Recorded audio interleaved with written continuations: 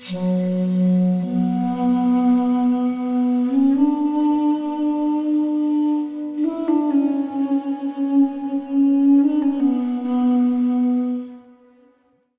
don't you open it up with a little prayer? All right, I could do that. I feel like Get us all in sync. yeah, I'm super excited because I feel like this is just gonna be like a normal conversation for all of us, you know? Yes. Right? All right, I'm gonna bless it. Dear God, in Jesus' name, thank you for my new friends and old friends. And I'm super grateful to have met such amazing open beings, Sasha and Claudia. It's my first time meeting you guys. I really appreciate you guys. And I would ask that we would all be able to speak our truth and that there would be people out there that would find value in it. So, in Jesus' name, bless this podcast. Amazing. Oh. Amen. Amen. Amen. Aho. Amen. Aho. Do you want to bless it too? Yeah, I'll open it up with, I'm really grateful to be here with all of you guys. I had such a beautiful vision that we would sit and we would talk about an incredible subject that ties into God. And I'd like to open it up by just saying I'm really grateful to be here with all of you. And it's special that we've been able to connect so deeply in the last few days, all of us. Yeah. In such weird, divine ways. And a lot of what we've talked about naturally has been Profound. divinity. Yes. And profound. So, okay. Here's the opening conversation that I really wanted to talk about with all of you. And I'm just going to start it off with you because I feel like I wanted to hear your take on this, and then it'll unfold naturally into like a regular conversation as it always does. But Wonderful. let's assume I'm a regular mate and From the Outback. I don't believe in God. A regular mate from the Outback who doesn't believe in God. Like atheistic worldviews. I just don't really believe in it.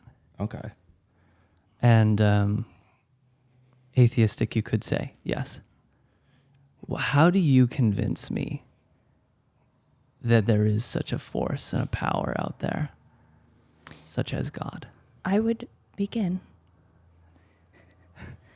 by Googling the Hand of God Nebula, Okay. and then I would show it to you. And what is that? Yeah. Well, it's a nebula that exists in the universe that we have photographs of that resembles a hand, but there's entire solar systems and galaxies within this hand. Whoa. And it appears, it depends on the eye that's viewing this nebula, but it appears as if it's like creating something. Whoa.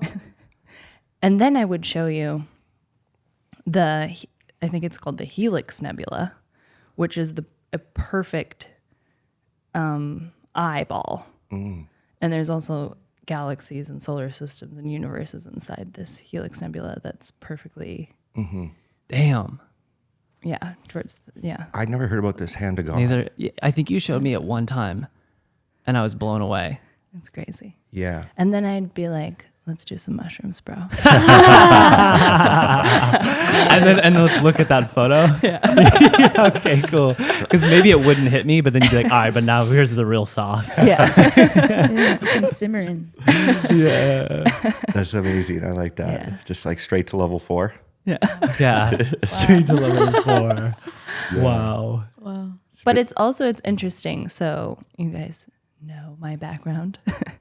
I grew up profoundly religious with no connection to God whatsoever. It was just like empty recitations. Is that a word? Yeah. You know, singing songs, being told to pray, being told to read the Bible, being told to study this, being told to act this way, never having a direct experience or connection to God or source or universe or whatever. And leaving that religion at 17, I then was just like, oh my God, like I'm so excited to just get away from all this. I don't give a fuck about the Bible, pardon my French. I don't care about anything. I just want to be free and have fun. And so I started partying a lot. I became a DJ. My lifestyle really kind of just took this very wild turn. And I had so much fun. Nice. But it wasn't until I started doing mushrooms that this sort of like direct connection with spirit Wow. was just so profound. So many different experiences that like I couldn't deny it anymore.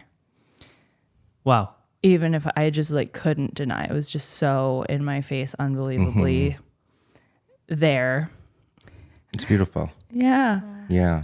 And so, but then it took me once I had it like a direct revelation or experience with what I would call divine or God or source or universe, it was so much work for me to be able to separate that experience from all the religious trauma and dogma that I was like, okay, well, if this is real, then like, what did I just go through for the first 17 years of my life, you know? And Yeah. trying to separate out spirituality from religion, basically. Wow. And I'm still working on it. It's like not Whoa. easy. Doing a good but- job. Holy shit. Thanks, guys. What came to my mind is how much needed the conversation modern day of, thank you, I appreciate that, of spirituality versus religion is, right? Because I've come across so many souls in my life where they haven't had the best experiences with religion. Yeah. And I think great way to boil it down that I like in my head is a lot of religions, you know, it's all about like what you were saying, rules, like Yeah, got to box. do this, got to do that. And I think that what God wants and what he's calling us to is a relationship with him, you know, and not trying to tick out the boxes. There's a beautiful part in the Bible. I'm not the best at quoting scripture, so whoever's out there, if I'm not saying this this verse right, but it's someone who goes to heaven and God says, I didn't know you. And that's so profound. I feel like it's like a scary thought to me too. You know, if one was pursuing God in his own mind in the ways that he thought was fit, and like he was actually pursuing God, and imagine going to meet God and he was like, I never knew you. Whoa. Right. Whoa. I feel like, for me, that's one of the biggest differences I see in religion and structured religion. Not every part of it, you know, but is that calling for ticking out boxes versus a relationship with God. Wow. You know, that personal relationship. Wow. Yeah. For me, I feel like religion as a whole causes a lot of separation, whereas spirituality for me has just like brought oneness and like togetherness. And it's for me like rooted in love and harmony and purity Yeah. and peace for everybody. Yeah. No separation. Like no one person is better than another. No one religion is better than another. Yeah. I feel like spirituality aligns with the evolution from Homo sapien to Homo spiritus. Homo spirit. And it's like, when you think about Homo sapiens, I feel like that makes sense that there's so many involved in religion. Yes. Because it's kind of like, hey man, there's this God thing and you should pay attention to it. But Homo spiritus is more like the realization of, oh, I am God and I have a relationship with him at the same time. It's this transcendent and immanent relationship between, whoa, he is up there and he's also right inside of me. Super cool. And it's really special because I feel like, especially in religion, specifically with Jesus and the Bible and like, you know, whatever, even in Christian philosophy, he's very like up there, transcendent, like outside of me. They don't necessarily preach so much that like he's within you. It does happen, and like Jesus said it many times, like, you know, the kingdom of God is within you. But I feel like in the actual organization, they don't do the best job of like pointing to like Jesus in your heart or the Lord in your heart and the Father, whatever. Totally. And there's a lot of thought there of like, if they were to empower you to find God within, Right. you wouldn't really need that kind of toxic attachment need Yeah. the church or the organization. So there is this element of like control. Yeah. They've controlled us by making us think that we constantly need to be serving or praying on our knees or repenting or Repenting for our something, sins, yeah. when it's like, you know, I can access it within. Great. Okay. Now I'm just going to go live and kind of move on. Wow. So they wouldn't be nearly as like as powerful. It's so interesting, like seeing, I just saw like a picture of the Pope and he's like saying some bullshit statement about something. And I'm just like, if you just look at him, he's like this old, fat, creepy man. I want to show a He's photo a on the creature. video of Old this. fat creature. What's He's his a creature. And I'm Yeah. like, bro, is the kingdom of God within you? Why don't you drink some celery juice? Let's do some yoga. What's going on? Like, why do we look to him to give us like Yeah. any sort of spiritual Wisdom. leadership? Yeah. It's an interesting hierarchy. He doesn't look Yeah. like the happiest mate, you know? No. Yeah. What's the looks Pope's name overworked. right now? Do we, I don't know. Francis. Pope Francis? Aren't He's they all supposed to be Francis? like the new, like, cool yes, Pope. yes, because he's kind of rolling with modern day culture and Interesting. different Yeah. things going on. Which that's cool. Okay. Interesting. Thanks, Pope Francis. Thank you, Pope Francis. Yeah, I hope when we get the picture up on screen, we'll have to try and find a good one of him, a happy one. But Yeah, we'll do our best. We'll find a happy and an unhappy one. yeah, let's do Just that. a little bit of contrast. I for like everybody. that. I like that. I had an interesting thought when you were sharing that of there's this story where Jesus is like at the well outside of, I forget the city or where they were at the time, but this woman as a widow, she walks up to the well and it's just Jesus and her. And one of the things that he said to her, and I'm not an expert on the Bible either, so I'm paraphrasing what he said, but one of the things he said to her was that what I bring to this world is a time where you don't need to go to the synagogue to talk to God. Where you can be walking to the well and speak with him, where you can be anywhere and you are there Yes. with him. Yeah. And that was such a profound teaching at that time because the synagogue was like the place you had to Yeah. go Yeah, to like the speak only with place God. you could. Otherwise, Yes. like you can't do it at the well. You can't do it over here. Yes. Yeah. So 100%. spirituality, I feel like, is everywhere, all encompassing. I think a lot of what we're talking about in religion too is, I guess, just speaking specifically to Christianity, like this is Old Testament versus New Testament. And in the Old Testament, you know, to repent for your sins, you had to like sacrifice a living animal. You know, and this is part of the New Testament when Jesus came. And, you know, I do think that he actually had a very strong message in terms of being like, hey, I want a relationship with you. I'm dying for your guys' sins.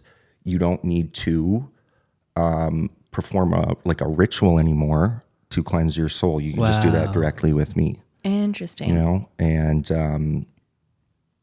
I think that kind of speaks into what we were saying, that where God's calling us to a relationship, you know, Beautiful. outside Whoa, of, yeah.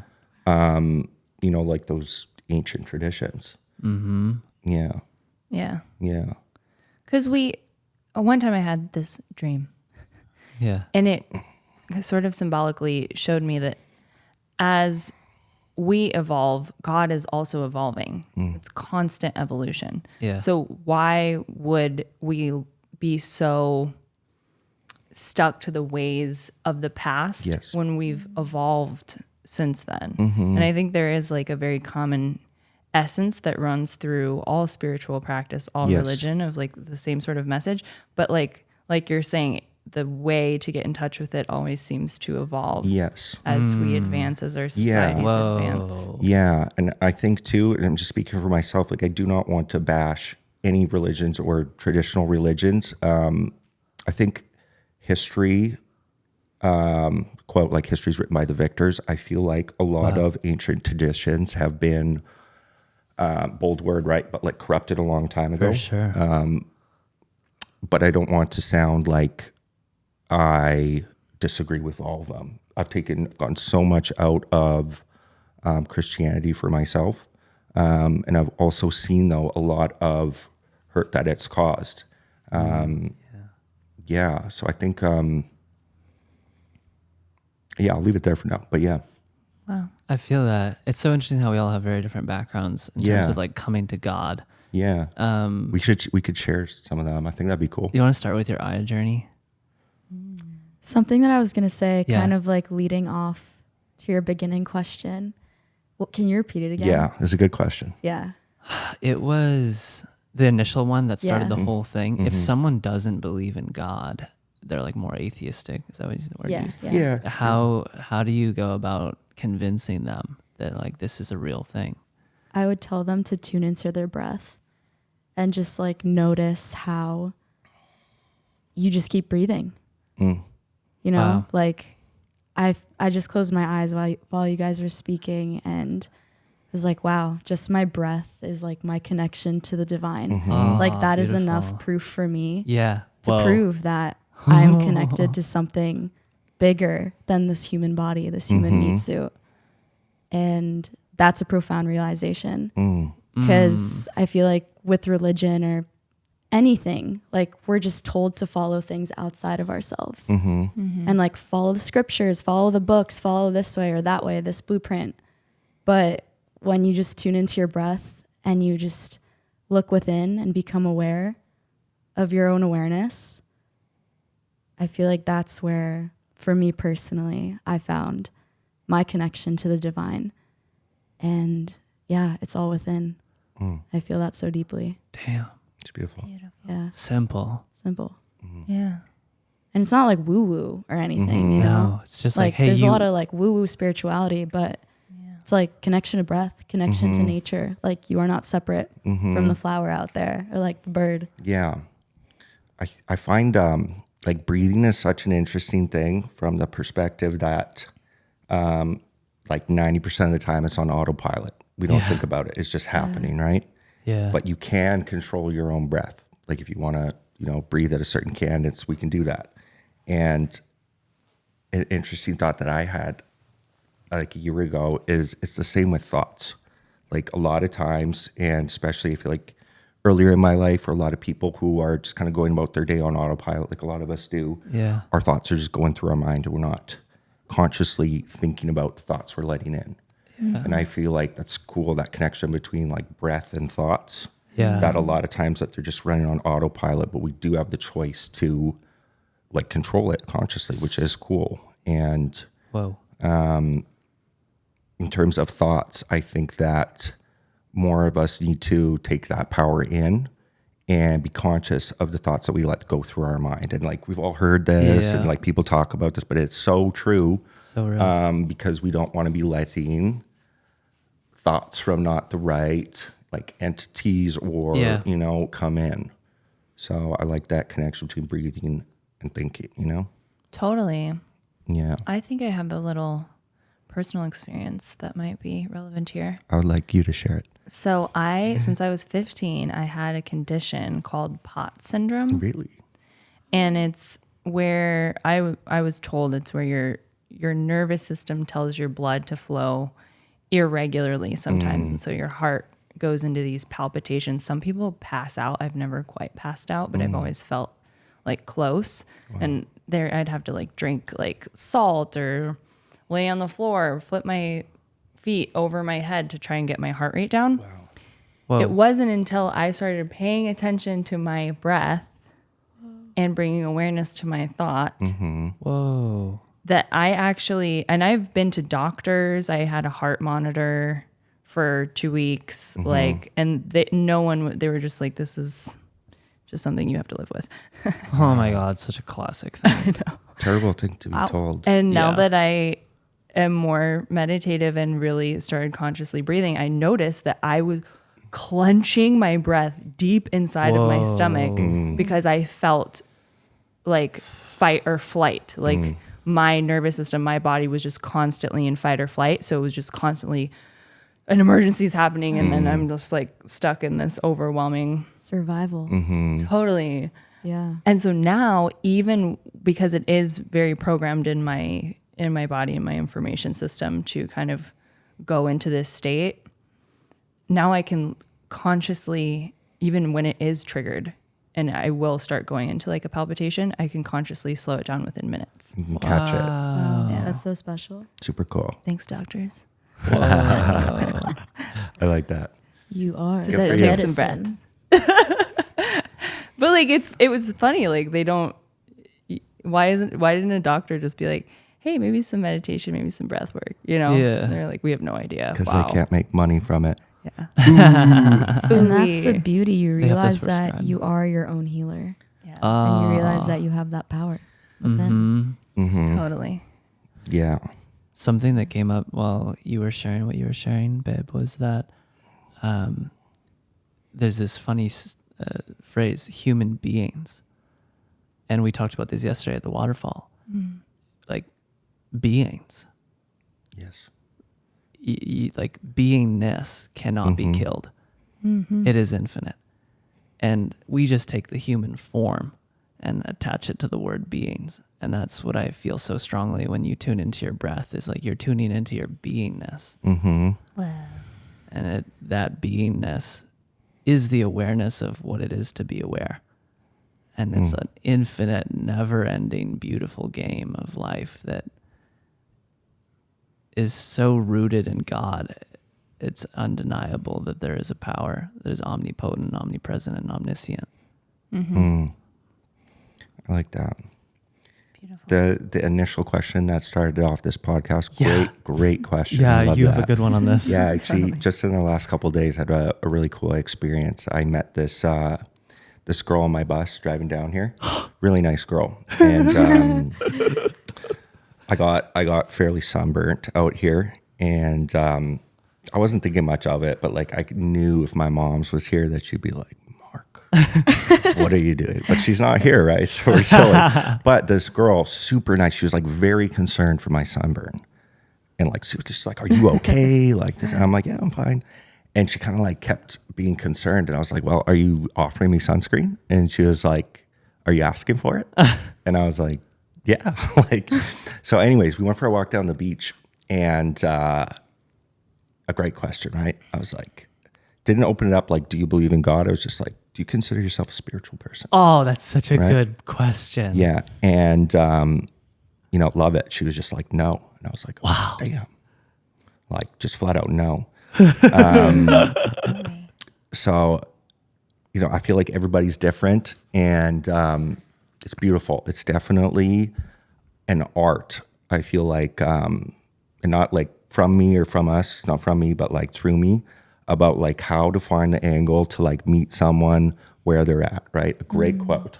Yeah. I really like it. If you, like you take one thing from my speaking during this podcast, meet people where they're at. Super powerful. So I was like trying to like this girl was like, no, I'm not spiritual. I'm like, okay, what angle am I going for? One of my go-tos, really powerful one, right? I was like, all right, yeah, I feel you on that. Like, it's really hard to believe in something you can't see, Yeah. Super fair. Wow. And I feel like I was in that spot for when I was younger, growing up. I'd be like, man, like, so hard, like, to believe this. Yeah. That all this is true, going to church So or whatever, hard. and like modern day, like getting like iPods or Christmas. I'm just so focused on everything else. So that's usually the first part where I try to meet someone where they're at. I'm like, I feel that. It's really hard, And then I love to, the first touch point I go for is karma, right? Because I feel like it's a very popular belief in modern day culture, karma. Yeah, A lot of karma. people are like, I believe in karma. So I'll ask that, I'll be like, so would you say you believe in karma? Yeah. And like 90% of the people will be like, 100%, I believe in karma. And then like in my mind, I'm like, so you believe in karma. I won't say anything. I'll just be like, yeah, like karma's a really interesting thing, right? And it's almost as if like there's this external force outside of us that's like balancing things out, and like, and then I'll like take it and be like, that's so crazy you believe that you believe in something going on outside yours. And then they're like, holy shit. And then it's cool. shit. And then you can just be like, I feel like you don't say it for them, but you'll be like, I feel like you could say you're a spiritual person. Yeah. Yeah. And to karma's a great one. I feel Karma's a like really good one. that gets people thinking like outside the box, like beyond labels and religions. And super interesting though. This girl, she was just like, I don't believe in karma. And I was like, Damn.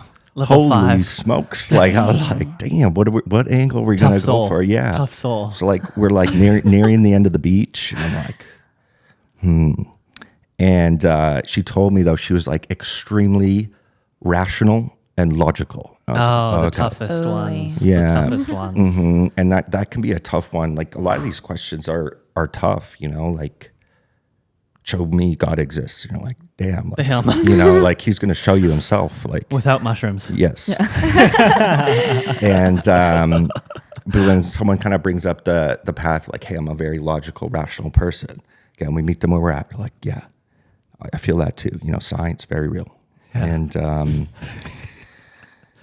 so one of my favorite spots to go after someone's like, I'm very logical and rational. I'll be like, have you ever heard of quantum physics, quantum mechanics? Ooh, And my favorite. right. A big word. Foundation and, of God. Yeah. A lot of cool stuff.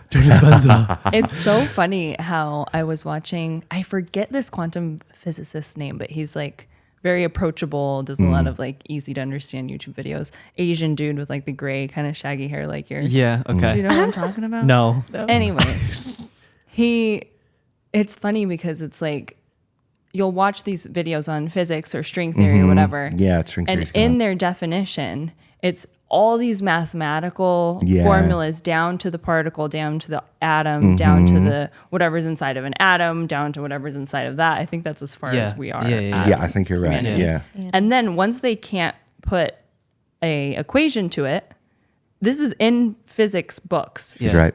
that exists in the mind of God. Yeah. Wait, what? Yeah. Say so this like again. I'll So they send you reached this the video. bottom of the equation. They reach the bottom of the equation, and then it's that exists in the mind of God. What? Swear to God. She's right. I heard. saying Wait, so what does that mean though? So I've thought about this a lot because I'm just like kind of a trippy person. But if you think about it, if we are a thought that exists in the mind of God, Whoa, I just got it. yeah. Damn. If we're literally inside of a mind, think about all this mindset work that happens to actually work. Right. Meditation. Why do we meditate? Because we're bringing awareness to the thoughts that are going around our mind that is a Yeah. mind that exists inside of the macro mind. So the more you, in my opinion, my belief, the more you make peace with your own mind, learn how to navigate your own mind, explore your own mind, the more power you have over creating your reality. Manifesting. Wow, so beautiful. And but also finding that relationship to your higher power to be able to co-create reality. Damn. And this is like, I feel that our physics, as we study energy, Yeah. we're kind of starting to close this gap, which also it's hilarious because the scientific, logical, rational thinkers of the world, they really shit on the ancients. They really shit on the, you know, what do you call them? Not the hieroglyphs, but the cave paintings, Hieroglyphics. writings. Yeah, I know what you mean. Yeah, hieroglyphs. Yeah, sure. And a lot of them are very metaphorical in the it's like, you know, the human comes down on the back of the wings of the eagle and blah, blah, blah. And it's like, how is that any more Different. ridiculous Yeah. than our equations that look like hieroglyphs? Yeah. Like we're just Wow. recreating what they were doing, Oh but my theirs is much God. more storyline, metaphorical. Wow. Also because, I don't know if you guys are familiar with the right and left hemispheres of the brain. Yes. Explain to our Yeah. viewers. Yeah. So Good one. the left hemisphere is much more logical, rational, analytic. The right hemisphere is much more about relationships, mythos, poetry, art, Etheric. music. Creative. Exactly. And so as you'll see, like Western civilization, we almost sort of moved into the left hemisphere of the brain, whereas the indigenous people were much more right hemisphere. Damn. So they're interpreting reality through a relationship perspective. When I see a hawk, there's meaning to it because it's like, Your subjective experiences. yeah, Whoa. in whatever context they're They're in, yeah. from. Instead But of a chalkboard with like 20 million math equations. Yeah. totally. And so my biggest curiosity is what would happen if both worlds merged? Would you happen to hit the pineal gland that is said to be the access to God point in your own brain? The driver's seat. Are we not experiencing God because we're only using part of our brain? Yeah. You know? We're all Are we walking around like, Numbers. Work. Analytics. that was so beautifully spoken. Yeah. Wow. Thanks. And My words are coming out. I want to go back to your story and Yeah. the thread because this is a deep one. No, it's super good, and Sasha brought up some really cool points, like So like at the special. end of these equations, right? Like when I went down this rabbit hole, which I would encourage everybody out there to do, especially the rational, logical thinkers. We love you, Yeah. and Newtonian beings. so I think this goes back to like the time when Einstein was kicking around the world. You know that smart mate, right? Einstein, smart guy. Yeah. What a cool dude. Yes. And as speaks to what you were saying, as humans got the technology to look smaller and smaller and smaller and smaller to the smallest of the small that exists, which I Particle. think is like, No you idea. said it's like those Atom? molecules, atoms, and then like subatomic Yeah. particles. And then I think, like Yes. the string. String theory is part of this, yes. String, So this is all true, and I would encourage everybody to look this up. But what they found, what Einstein found, what all scientists found was that as you get to the smallest parts of what makes up matter, the world as we know it does not exist anymore. Physics as we know it does not exist anymore. And a beautiful way that someone put it is really cool thing. They would watch matter like flutter into existence. And it was coined Holy. and termed the breath of God. Wow. So Damn. Bro. yeah, where this kind of goes Never to, heard this before. and a great, like a spiritual pill or red pill for someone to swallow who's like science, rationality, is the double slit experiment, Yes. right? Which you showed me actually. Yeah. Like, Man, I was losing my mind at 3 a.m. Like, I know. the desk is looking at me. I know. Oh, Yeah. everything around me is Yes. aware of me. Yes. And Oh, it's- that's dope. I was Yes. losing And you my weren't on mind. acid? No, I was Wow. sober yeah. as fuck. And we were Beautiful. young too. We were like 20, and it's like we should link the Yeah, link yeah, to we'll that show it, 5-minute we'll show it. cartoon. Yeah, One of my yeah. favorite cartoon Best videos. cartoon ever. And the experiment shows real experiment done where they were like shooting single Particles. particles through like these two slits. So some of you guys out there will have heard this experiment already, but super cool. What they found was that the variable that they were changing was human consciousness watching the particles shoot through the slit. And they realized that the particles would go through the slit differently as a wave, or I think like a solid, but it would change its behavior based on the fact if there was human consciousness watching this Witnessing experiment. it. Yeah. Oh, that goes hand in hand with reality only exists if you place your attention on it, no? Yes. Yeah. like that? It's the like whole thing like if you can't see the cat in the box, it doesn't Yes. exist. Or if Similar. If the tree falls in the forest, no one heard it. Did it really happen? Yeah. It kind of goes into that. Interesting. And it's like a cool thought is like the world like coming from out into here, or is like the world like being projected through my eyes almost. That's what they were explaining Yeah. one of the lectures at the Gaia conference that I was Mm-hmm. at. They were talking about how it's like almost like light is filtered down into our processing system and then Whoa, we're projecting damn. it out. Yeah.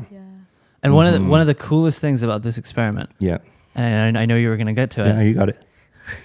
these scientists got real smart. Yes, I Right? love this part. Real It's- smart. They're smart mates. They're They're scientists. super smart. Scientists they're like, are smart. They're like, we see these particles, and when we see them, they change, right? So what if we just set up some cameras, Yeah. some secret cameras that watch the particles go through, but we'll leave the room. Maybe try and fool the particles. So human consciousness will no longer be watching. What happens then? Interesting. And they set up the cameras, hidden. hidden cameras that watch the particles, and same thing. The particles knew that something was watching it, And Unbelievable. they changed. Unbelievable. But if they took away the cameras and no one was watching it, it would be like a similar pattern and structure. Whoa. But the moment there's an awareness on it, whether it's through a camera But or how a would human they- being, How would they know? How does the matter how know? does the matter know? That's the thing. The matter is God, and like God has this awareness that something's watching. Yes. And so it Unbelievable. and then they were just like So it's awareness itself that shifts. Yes. awareness. And this is like one of the foundational experiments for quantum mechanics and quantum physics, where scientifically they couldn't find an explanation. Yeah. Mm-hmm. Yeah. So it was really beautiful. I told this experiment to this girl, and she This goes back to the girl. The girl on the bus. Full Yeah. circle. yeah, and she was like, "Wow, really?" And I was like, "Yeah." It's almost like magical, right? Like how does one explain that? And it was really, really cool. Long story short, we're walking back, and I said that I feel like, you've got a good view on the world, right? And I feel like, you could say that you have a spiritual worldview. And she was like, I think I could. It's really cool. No. Yeah. He got her. Damn. Yeah. Yeah. It's a beautiful thing when the universe gives you the opportunity to plant seeds, Totally. And I feel like we should always try and approach that as a blessing. Like sometimes I'm waking up and I'm like, man, I don't want to plant seeds today. I've got my own shit to do. But then you put your hand in your pocket and you're like, oh, why is there so many seeds Yeah. in here? The Lord's like, Yeah. come on, mate, go and throw those around somewhere. Yeah, but there's such blessings and opportunities. So It's beautiful. Wow. Something I love about you, Mark, is that you're just appreciate such this. a bridge I for so appreciate many this. people. Like we're all bridges in our own unique ways, but Yeah. the way that you bridge is so special from like what I've seen the last few days. Thank you. You make Yeah. me feel nice inside. Yeah. You're so approachable. Thank Yeah. you. Yeah. So vibey. You're so grounded Genuine. in yourself and Thank like you guys. you're such a safe masculine Thank and that you. like gives the permission to expand. Totally. This is like the gas up Mark So- podcast. I love it. I've had I thank you guys. I appreciate it.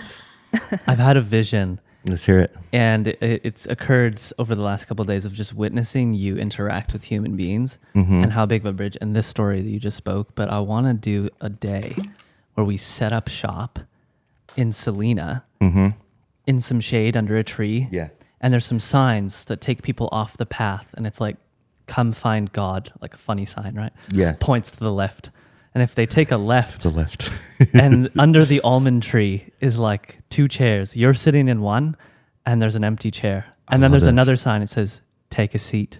Yeah. And then we just see who takes a seat, Yeah. and they get to find God by just sitting with Mark. And And Mark and, it's a little intimidating. But Mark just gets to be like, "Hey," Hey. and the person's like, "What's going on?" yeah. Put the headphones on, mate. Yeah. I like that. And that's one of the visions I had. The vision that just came to my mind, I think it's like a meme, and like a guy sets up a table, and it's like, usually he'll say something else, but maybe our table would be like, God exists, changed my mind. Yeah, And then yeah, I'm no, like no. holding a coffee or something. Yeah, like, I would love to do that. Get in That'd be the really car. Yeah, get in the car. we're going for a ride, right? Nice. Yeah. Nice. I'm here for it. Yeah. I know you're here for it for sure. I mean, Mm-hmm. obviously. Yeah. Yeah. It's so crazy. I can't believe I just met you two like 2 days ago. I feel like I've known you for like 6 weeks now or something. Six I feel like six I've known lifetimes. you all for lifetimes. Lifetimes. Mm-hmm. Yeah. Nice. Well, it's a super special place. I feel like I've learned so many small things from small people being at this beach for such a short period of time. And it's so refreshing from the West, from Yeah. Western culture where I feel like it's a heavy vibe there. You know it. Yeah, it's fucking I remember one of the most simple things I liked about moving down to Latin America early days. And I remember the first time it happened, I was like, what the fuck? But we'd get in the elevator and everybody that would get in would just be like, hi, good day. yeah, buenas. Yeah. And then when they would leave, they would be like, have a good day. Yeah. And I remember just being like, who the fuck are they talking to? And Nobody does this back yeah, home. yeah. And I've actually tried to challenge myself and bring it back home. And just like everybody in the elevator in my building, I'm like, hey, how's your day going? And they'll just like, sometimes people take it like really good, and we'll just have a cool conversation sometimes. And other people be like, are you talking to me? Yeah. And I'm like, you're the only person here in the elevator. But yeah, I really like being down here. So I appreciate you let me stay here, introducing me to some beautiful souls, you know? And I feel like there's going to be many more chapters to come. Oh So yeah, many You know? chapters, We're just bro. getting started. We're just getting started. Go ahead. I was gonna say I want to bring up the right and the left brain Yeah. up Yes, again. let's talk about 'cause that. I have an example. So about a year and a half ago, I went to the Amazon in Brazil to sit with a tribe in ayahuasca ceremonies and Wow. just for the inauguration of their new cultural center.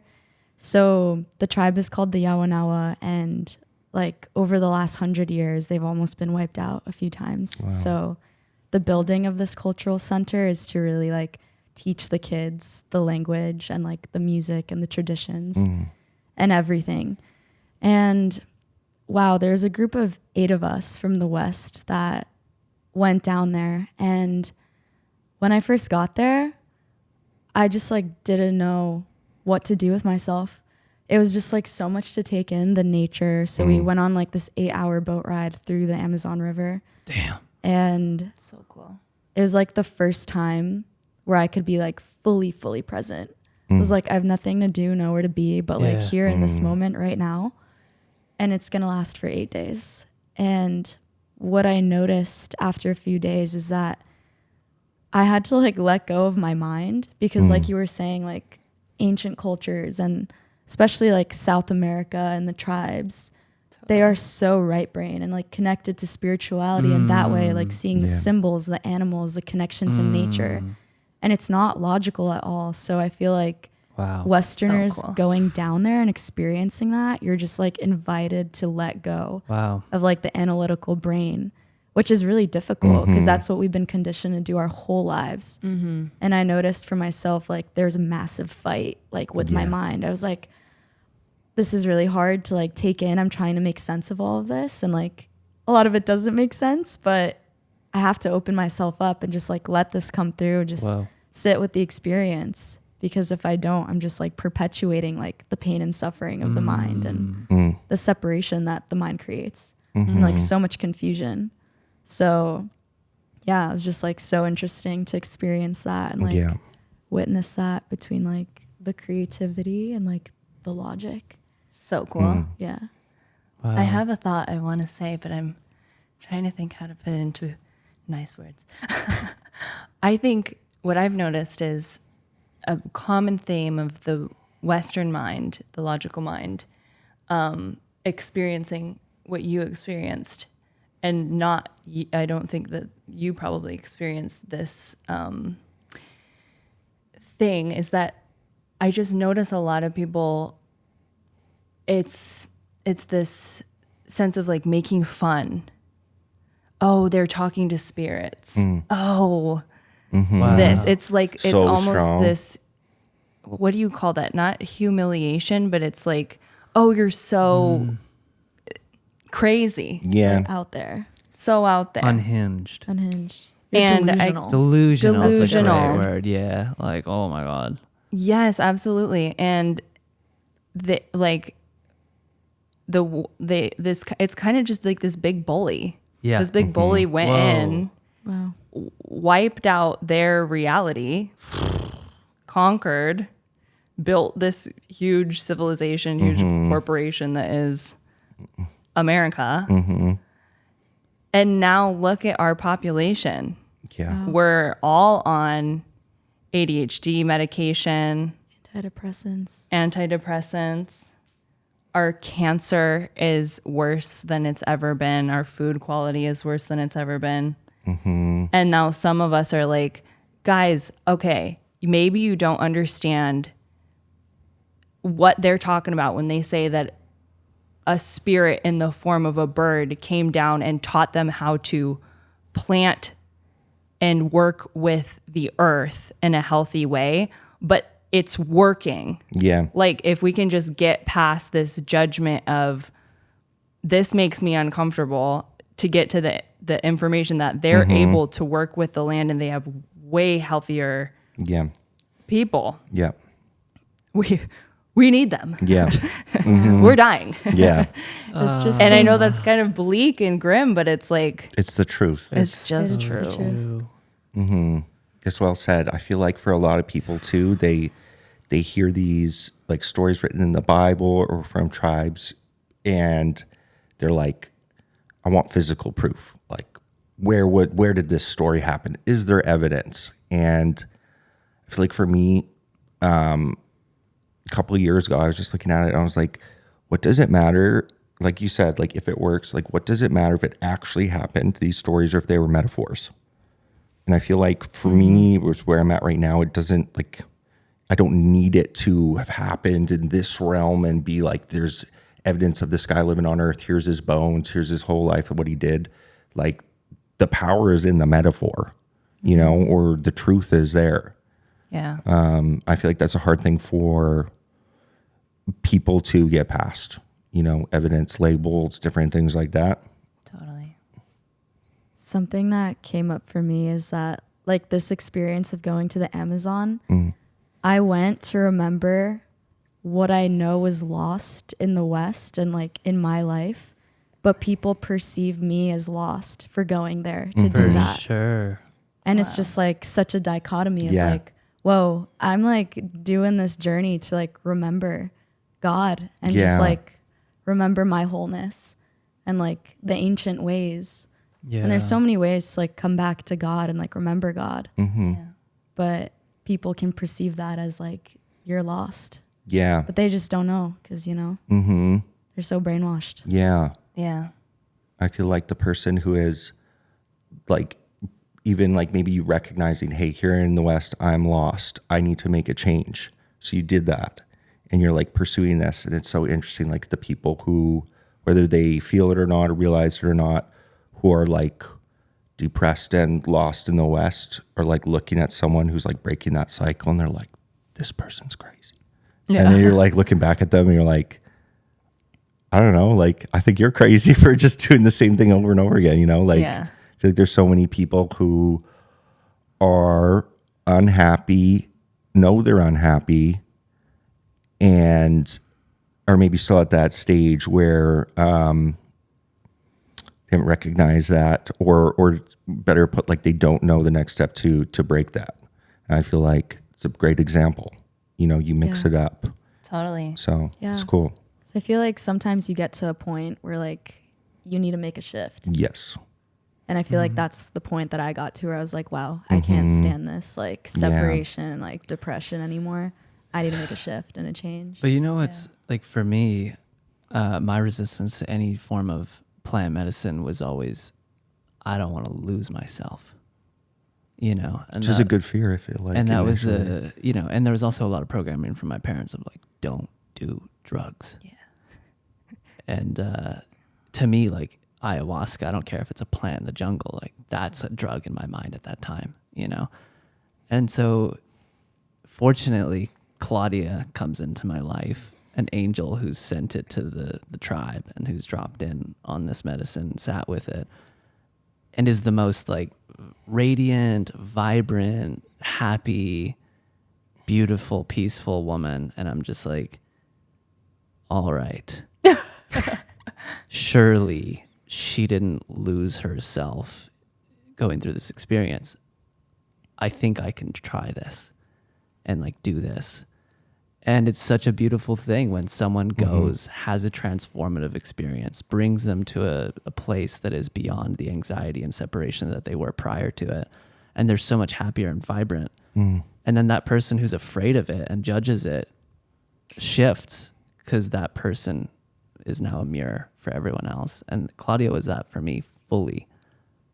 And I don't know how else to like articulate it in words to that, to someone. You almost kind of need to see it. Someone can't tell you, yeah, dude, like try ayahuasca. It's like, that's so scary. But if your best friend or your lover, your partner has done it, it's like, whoa.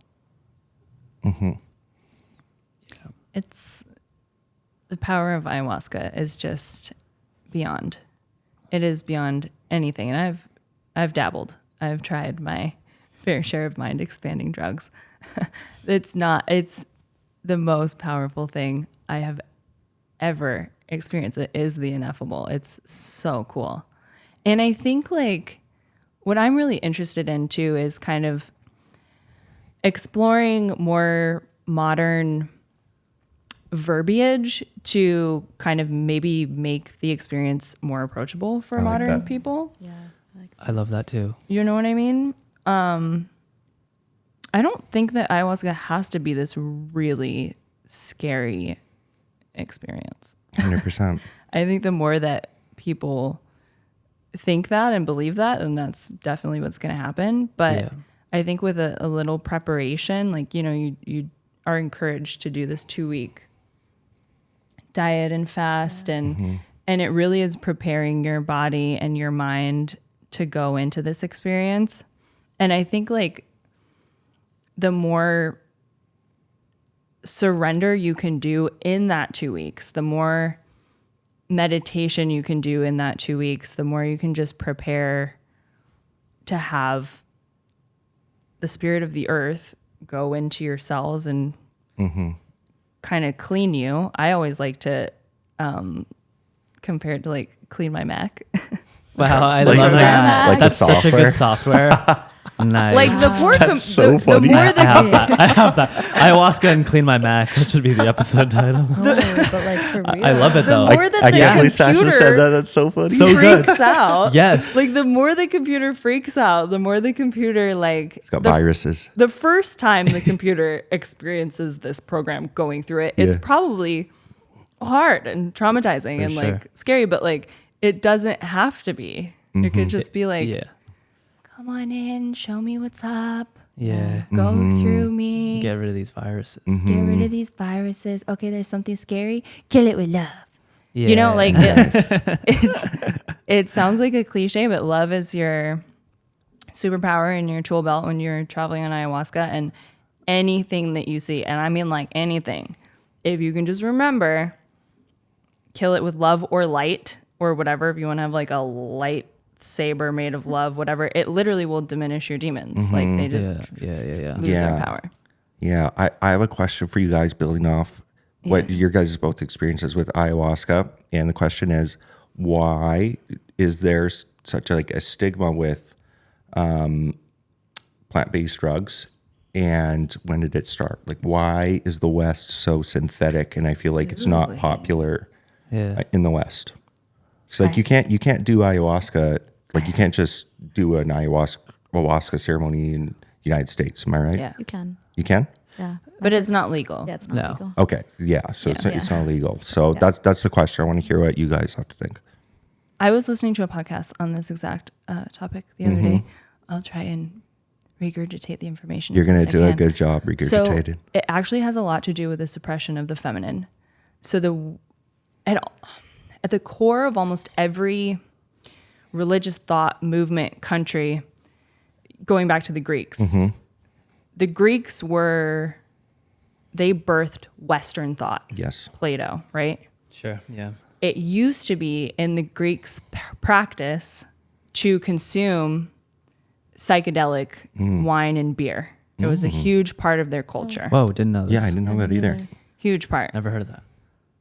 Eventually, because of the power, the access that the individual would have due to these mind expanding molecules, it became reserved for a special group. Ah, the elite. And then it became reserved for an even more special group. And then the average person didn't have access anymore. This is where you see the birth of Platonic thought, Western civilization. We stopped using, literally from Greece, it kind of just pushed out and we stopped using or providing access, I would say, to these because it has to do, in my opinion, with power and control. For sure. Nice. Wow, that was a really good. Sasha dropping some fuego over there. Yeah. That was really I good. read my books. Hey, Sasha, If I had my Sasha does her glasses on, I'd be studies. like, No, that was really cool. instead of drop the mic, it's like push the Yeah. glasses like Nice. a nerd. That was a really good answer. Yeah, and then so like also on like a different like separating out from Greece, it was always the women who were cooking these concoctions, cooking these potions. This is more like indigenous, right? Yeah. And so once somehow organized religion, they started suppressing this, and then all of a sudden you see the witches being burned. Anyone that's communicating with nature using this right hemisphere of your brain is being demonized. Oh, you're crazy, gaslighting. Oh, it's mental illness. Oh, it's schizophrenia. Yeah. And then you see this part of ourselves just get pushed down.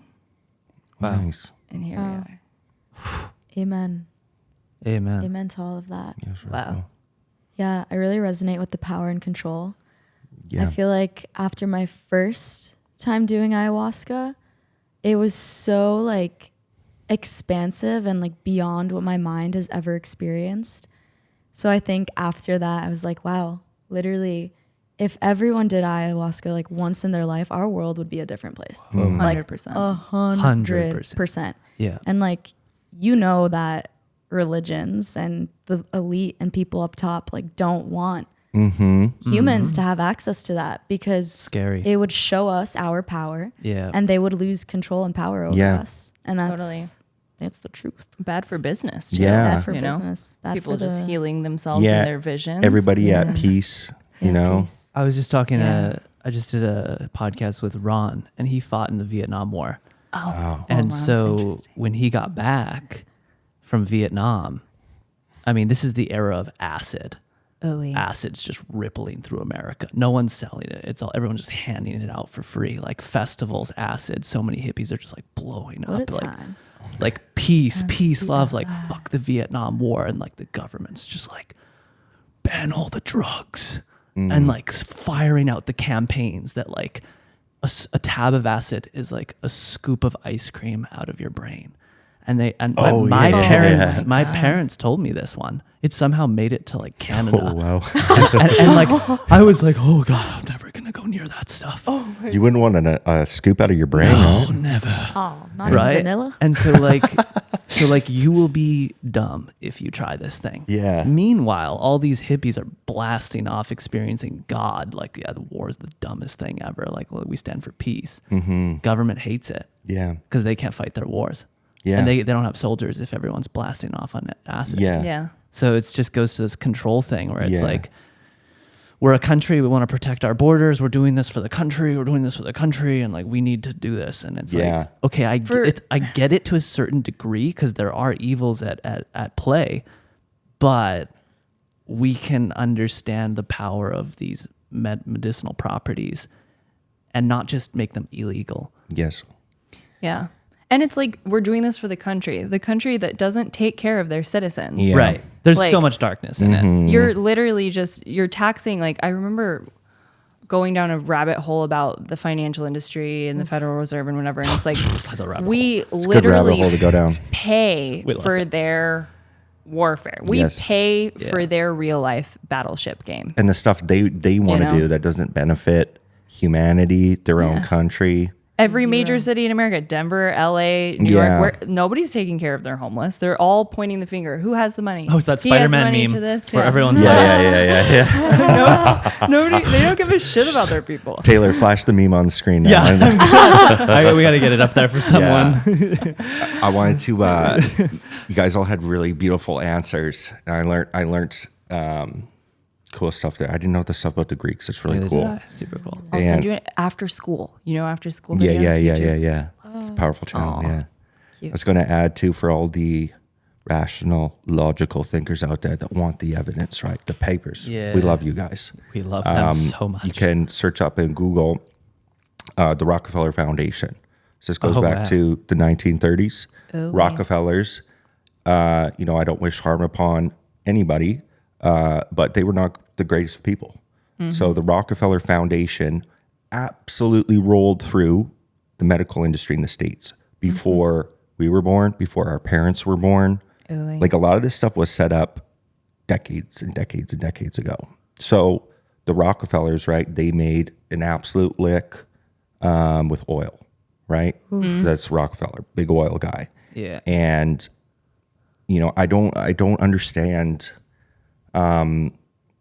a lot of these people's like lust for power, like it almost doesn't make sense why they do some of the things they do. Like this guy was like literally beyond like a trillionaire back then, everything. It was ungodly. Yeah, and he's like, more. Yeah. I need more. So kind of sticking to this, like the facts here, the Rockefeller Foundation rolled through the medical industry and literally pushed out, banned, ran propaganda on every natural supplement, medicine, etc. And kind of like their reason for it, right, is because you can't patent anything natural. You can't put a patent on a seed because someone else could just take the seed and grow it themselves, right? And they laid the foundation for the modern medical system, which is petroleum-based synthetic medicine.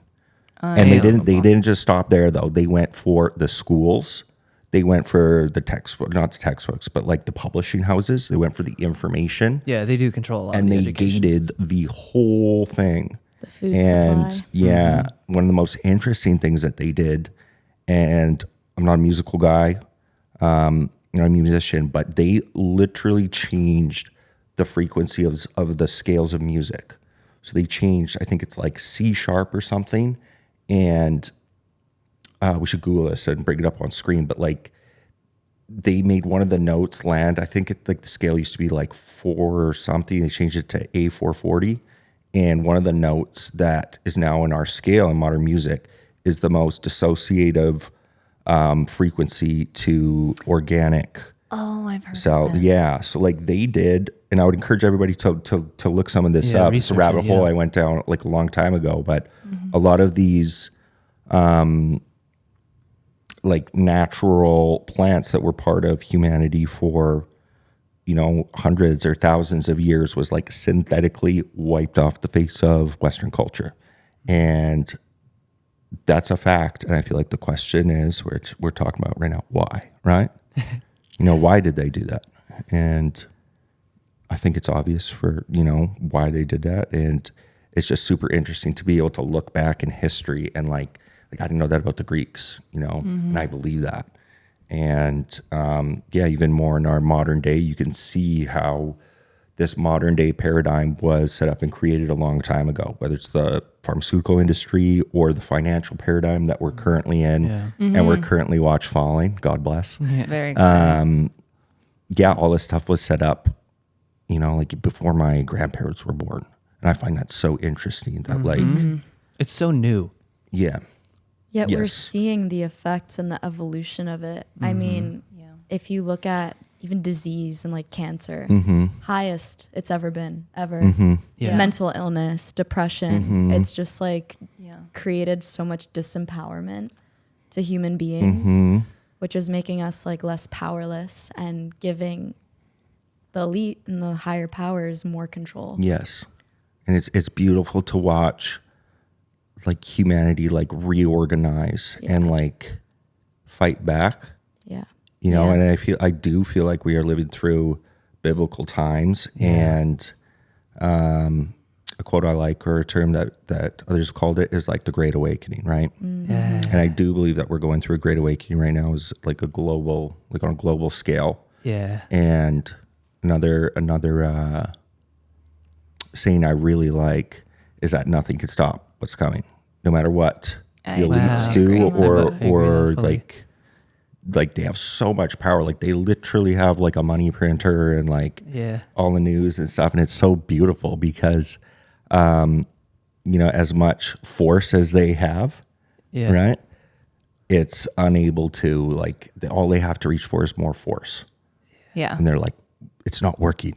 Use more force. Yeah. And then it wakes more people up, and then it's like, so it's super beautiful to watch right now. Interesting. One of the most beautiful things that you said about how love is the ultimate power, and what came through when you said that was that love is the ultimate weapon.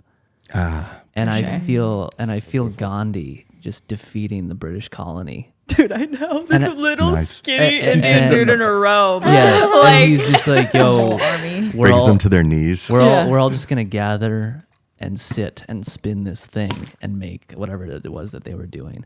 And like he tells the people of India, don't hurt anybody.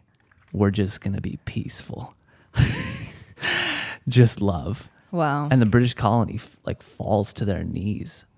Yeah. And India regains their, and it's so beautiful. And I feel Christ also, where he's just like telling his disciples, like, don't hurt anybody. It's fine.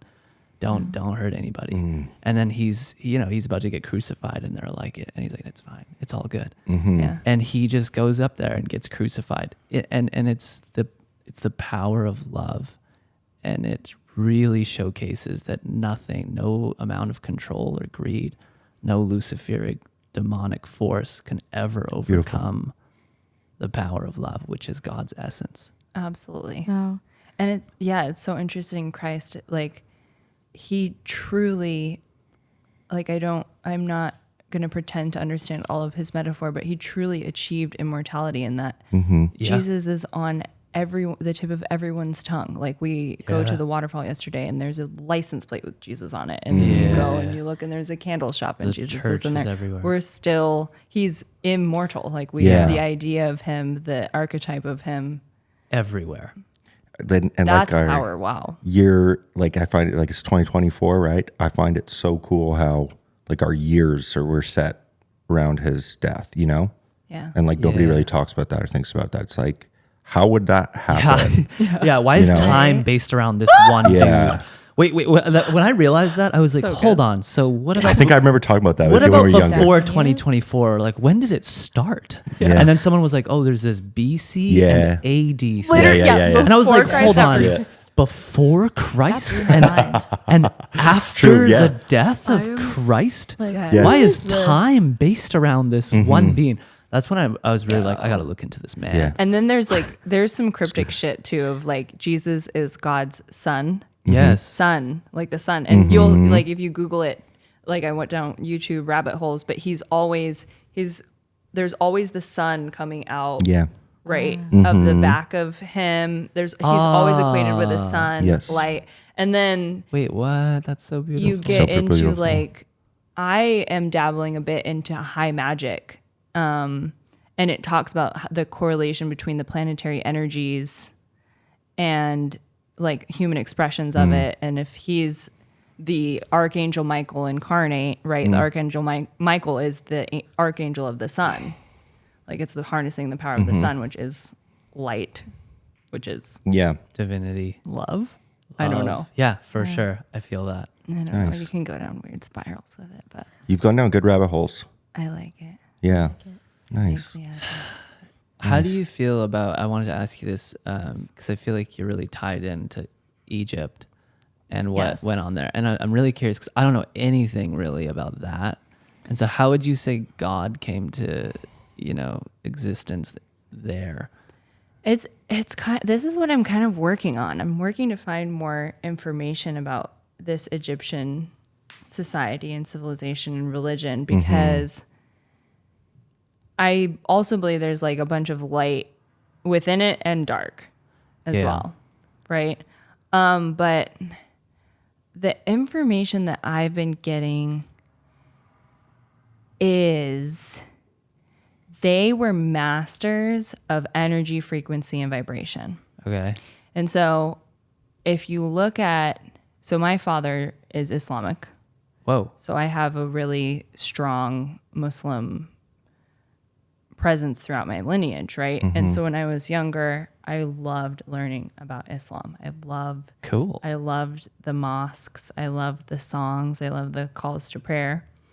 And I also very passionately hate how my sex has been so suppressed, particularly by this religion. Whoa. Yeah. Right? That's a deep thing. Anyways, that's another tangent for another time. But so if you in the Islamic faith, it's very common to pray 5 times a day. Whoa. So this new book that I'm reading about Kemetic spirituality, Kemet is Yeah. the ancient Egyptian. It was because of the energy. They somehow were able to measure at certain times of the day, this is the best time to pray or harness this energy. Whoa. Super And so interesting. Islam came way after Egypt and the Kemetic. And so some of these practices, you're really getting to the bottom of like, why do we pray 5 times a day? oh, because there was certain alignments with energy at this particular time of the day. Just like looking at the sunset, golden hour is like really good for your eyes. So I love this kind of thought and information, and like, you know, some of our religious practices are they, you know, good for our bodies energetically, or let's like get more clear on why we're all doing all this crazy shit. Well, one of the things that it came up for me because one of the things that really increased my belief in Jesus was Ra. Wow. And the books of Ra. Are you familiar with those books? Yes, I haven't dabbled with them, but I remember you were. Yeah. And so yeah. Ra is, correct me if I'm wrong, but they are like a blue avian, upright, bipedal, if that's the right way, half bird, half man looking species that came down to Egypt. Is that accurate in me saying that? Because that's how I understood them at the time. I mean, that would make sense because Thoth has the bird beak. Yeah. And so yeah. I'll continue, then you tell me but they came down, helped whoever was there in Egypt build the pyramids and all this stuff. And in the book, the people that were channeling Ra, which is an incredible thing you should do some research on because it's scary. They documented these people in like half asleep and their words are just coming out like one word every like 10 seconds. And they're just in like a meditative state and one word every 10 seconds. And that's what wrote the books of Ra. Yeah. And so anyways, in the books of Ra, they talk about Jesus and they said, we highly revere Jesus. Wow. He was such an incredible being and he had such a high frequency. And the way they speak to him is in this like frequency manner. And it's so, I've never heard Jesus spoken of in this way, but I was just blown away to see this like alien-like species revere this godlike human that we look at as the Son of God. And It's that's really what that my beautiful. connection was with. Yeah, Ron. I've read some of the books I've read like the first 3/4 of the first one. They're so complicated. It's so Dense. dense, but it really is like kind of brilliant in terms of like quantum physics and energy, So frequency, brilliant. vibration, and how they're. Yeah, so the latest realm of thought I'm dabbling in is these divine feminine Christed masters, and Isis is one of them. And so she was able to like walk this path towards higher vibration. And so the way I see it is that any human, and this is just my theory, any human has the potential to hold more light within their bodies, which in my metaphorically light usually is equated with love. Yeah. It's Right. beautiful. Love is the highest vibrating substance in the universe. You can't even, I love that. right? And I also think it's a conduit. The more you can hold inside of your body, the more information Yeah. you're able that makes so much sense. to hold, so you're able to spread higher Frequencies. perspectives, Yeah. right? So like, yeah, it's just a higher vibration That makes a lot of sense. in your. There's a really good doctor that Matt Gallant used to, his name's, he runs FLFE, Focused Life Force Energy, which is an incredible company that sends really high vibrational frequencies to a specific coordinates. And it's set on the house right now, and it's also set on my phone. And so it creates a field.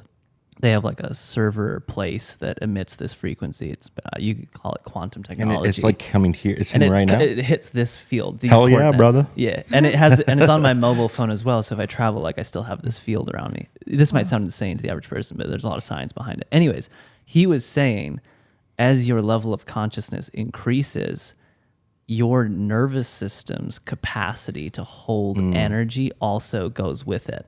But if you make a major leap in consciousness, suddenly it's like a shock to the nervous system and it can feel like you're being electrocuted. Yes. When you told me about your experiences in your journeys on mushrooms recently where you felt like you were getting shocked, I felt like I got it's fried. because your LOC, your level of consciousness, went through the roof, and your nervous system was like, "Bro, we ain't yet built for this."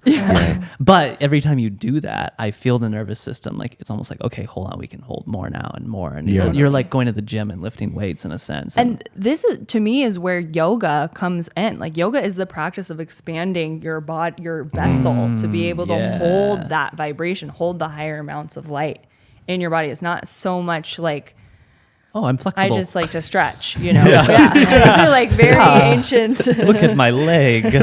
Yeah. Like, Y'all are so funny.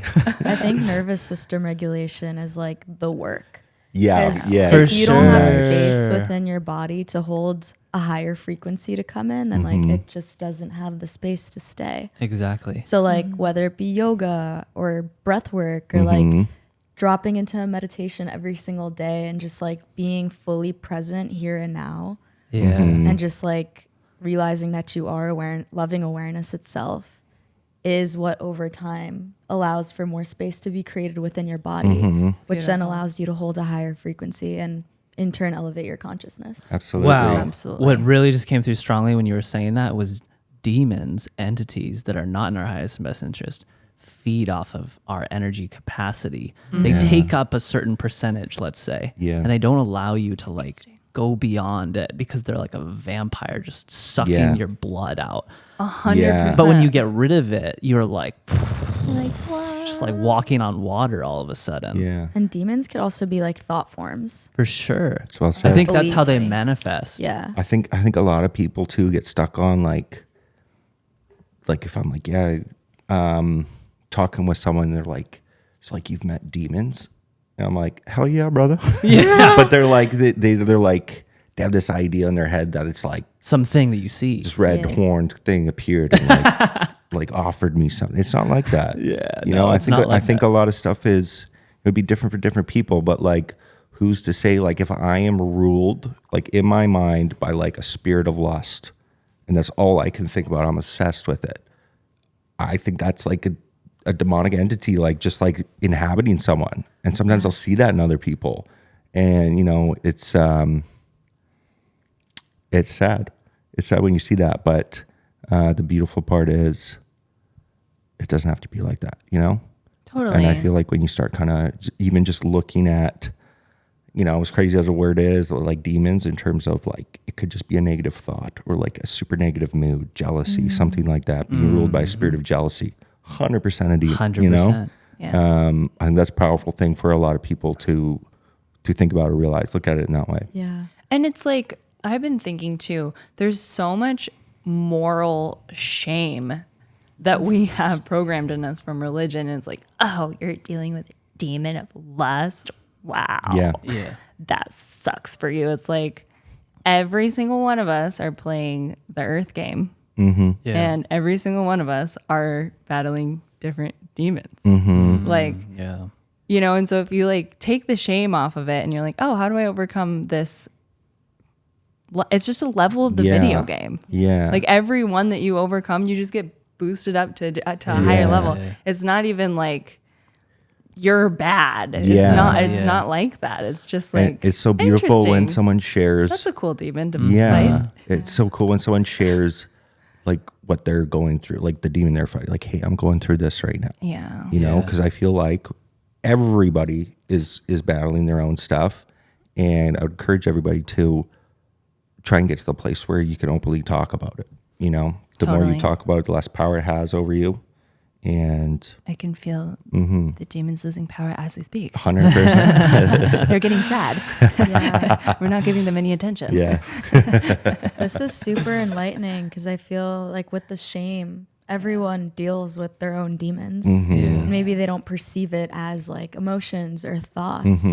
So I think just like speaking about it openly is so healing. And like us Yes. having this conversation alone is just like, wow. Yeah. Like Yeah. it's not just me. Yes. That's a good way to put it. Yeah. I Yeah. also feel very strongly there's a clear distinction between just being a human being with a regular ego, because we are animals, and a demon. And there is this regular thing of just like we're human beings, we're primitive, we have this reptilian brain in us that evolved in a way of like fight or flight and lower like brain. get me more so that I can survive and thrive for my tribe. And then there's spiritual warfare, which attaches onto the ego and almost amplifies I the agree with that, animalistic yeah. side. Totally. So there's two coins, because you were saying earlier, like there's demons, and I was like 100%, but actually like there's also just this egoic side Yeah. of us. And Yeah. so it's a clear distinction between what is it. And I actually thought this is really beautiful. I wanted to call this out, but you were telling me yesterday what Lucifer looks like and what demons look like. And it was the best description ever. I don't even remember what I said. Let's hear it. Okay, well, I'll reiterate for you. Do share. A demon shows up, right? And it does not look scary. Yeah, I remember. Yeah, yeah. And Mark was saying to me, he's like, mate, when a demon shows up, looks real good. Oh, yeah. Like handsome, beautiful, like looks like the best thing ever. You're like, wow, how could I ever turn that Shiniest down? apple on the tree. Shiniest, right? And that's what's so interesting is a lot of people have this perception that like it'll be obvious that it's bad. No. Not at all. I Not think in the slightest. I forget Deceptive. who said this, but it's like often the devil will show up in the form of, ready for it, everything you ever wanted. Yeah. Oh, yeah. You know? And I feel like when you're approached by that for the first time, the second time, hell, maybe even like 10 times, like it can be hard to recognize that and turn it down. I feel like for myself, I remember thinking like, man, if I was ever in a position to like accept a bunch at the expense of other people, like 1,000,000%, I just always do the right thing. Yeah. And the thought that came to me after was like, how would you know? Like you've never It's a even been tough offered decision. that. Yeah. And I feel like going through life and getting some of those experiences, 100% I believe that a lot of the times the devil does show up in the form of everything you ever wanted, you know, and good experiences to go through. Yeah. Totally. Yeah, and I've been reading a bit more into like the Kabbalah, Yeah. Hebrew Wow. mysticism. Beautiful text. Super cool. Calibrate's really high. Really? Yes. Doesn't surprise me. But yeah, their explanation for it is just like this opponent.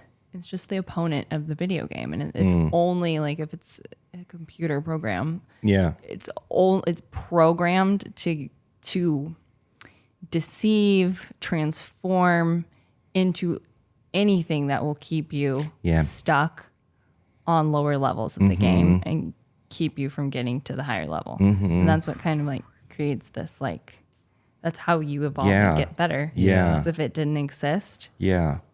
you'd just be. Whoa. Yeah.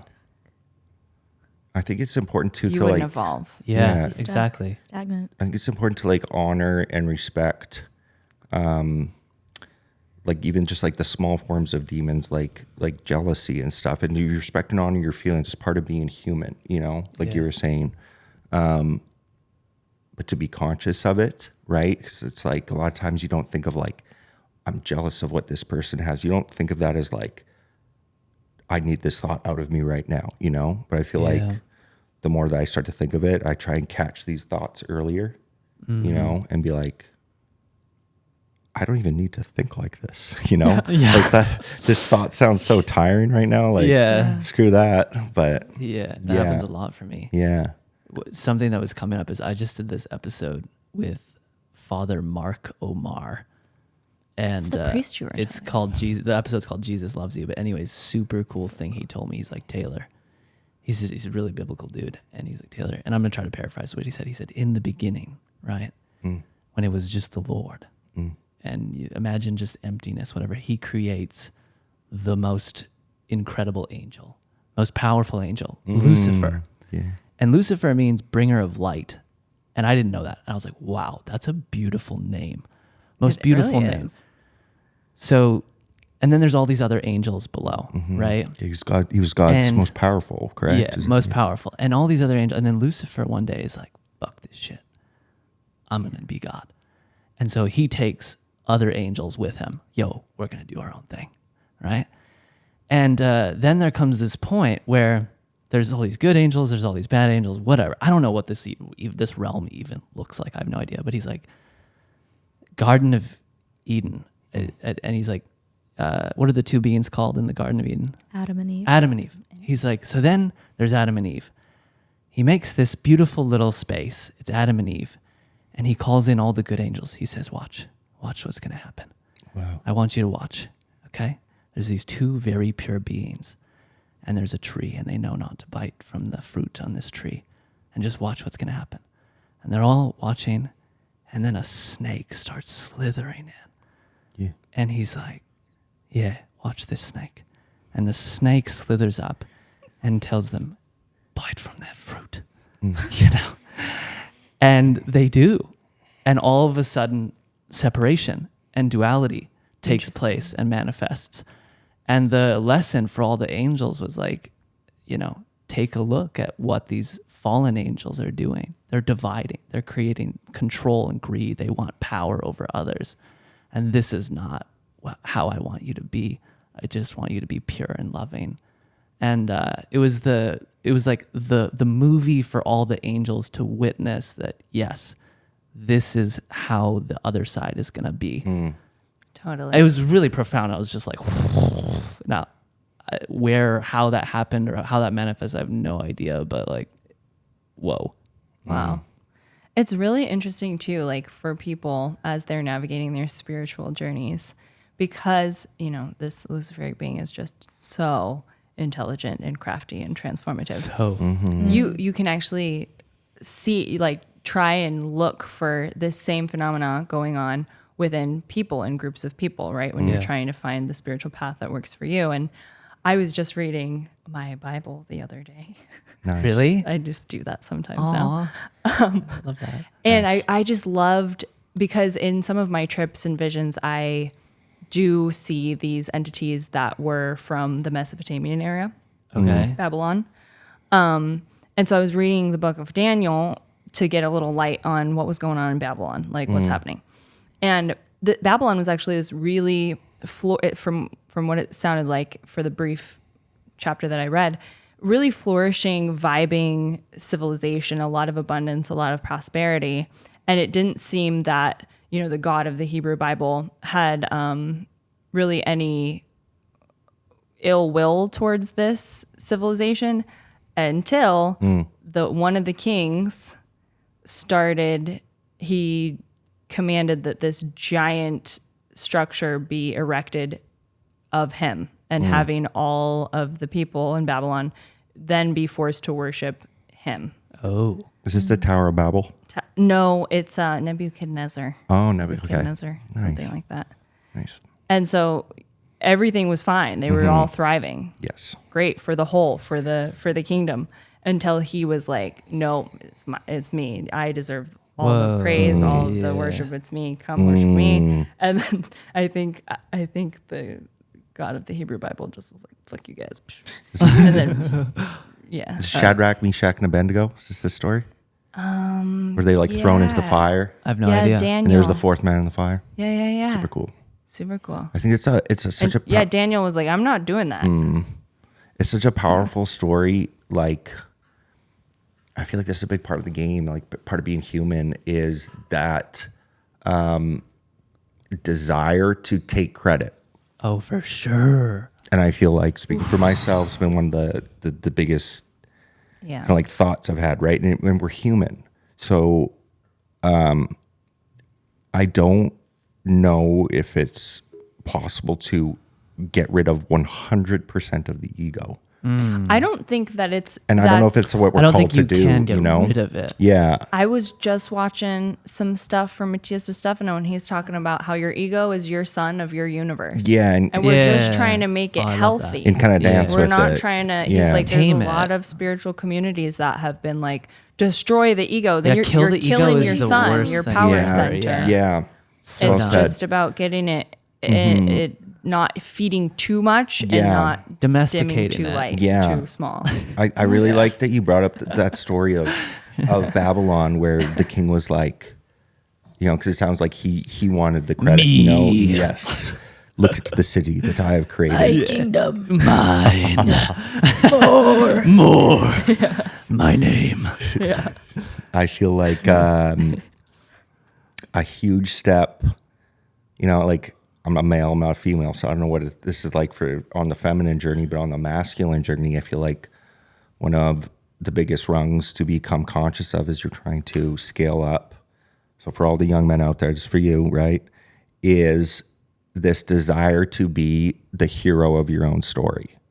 And you're Yeah. like, I sacrificed this and I made this happen.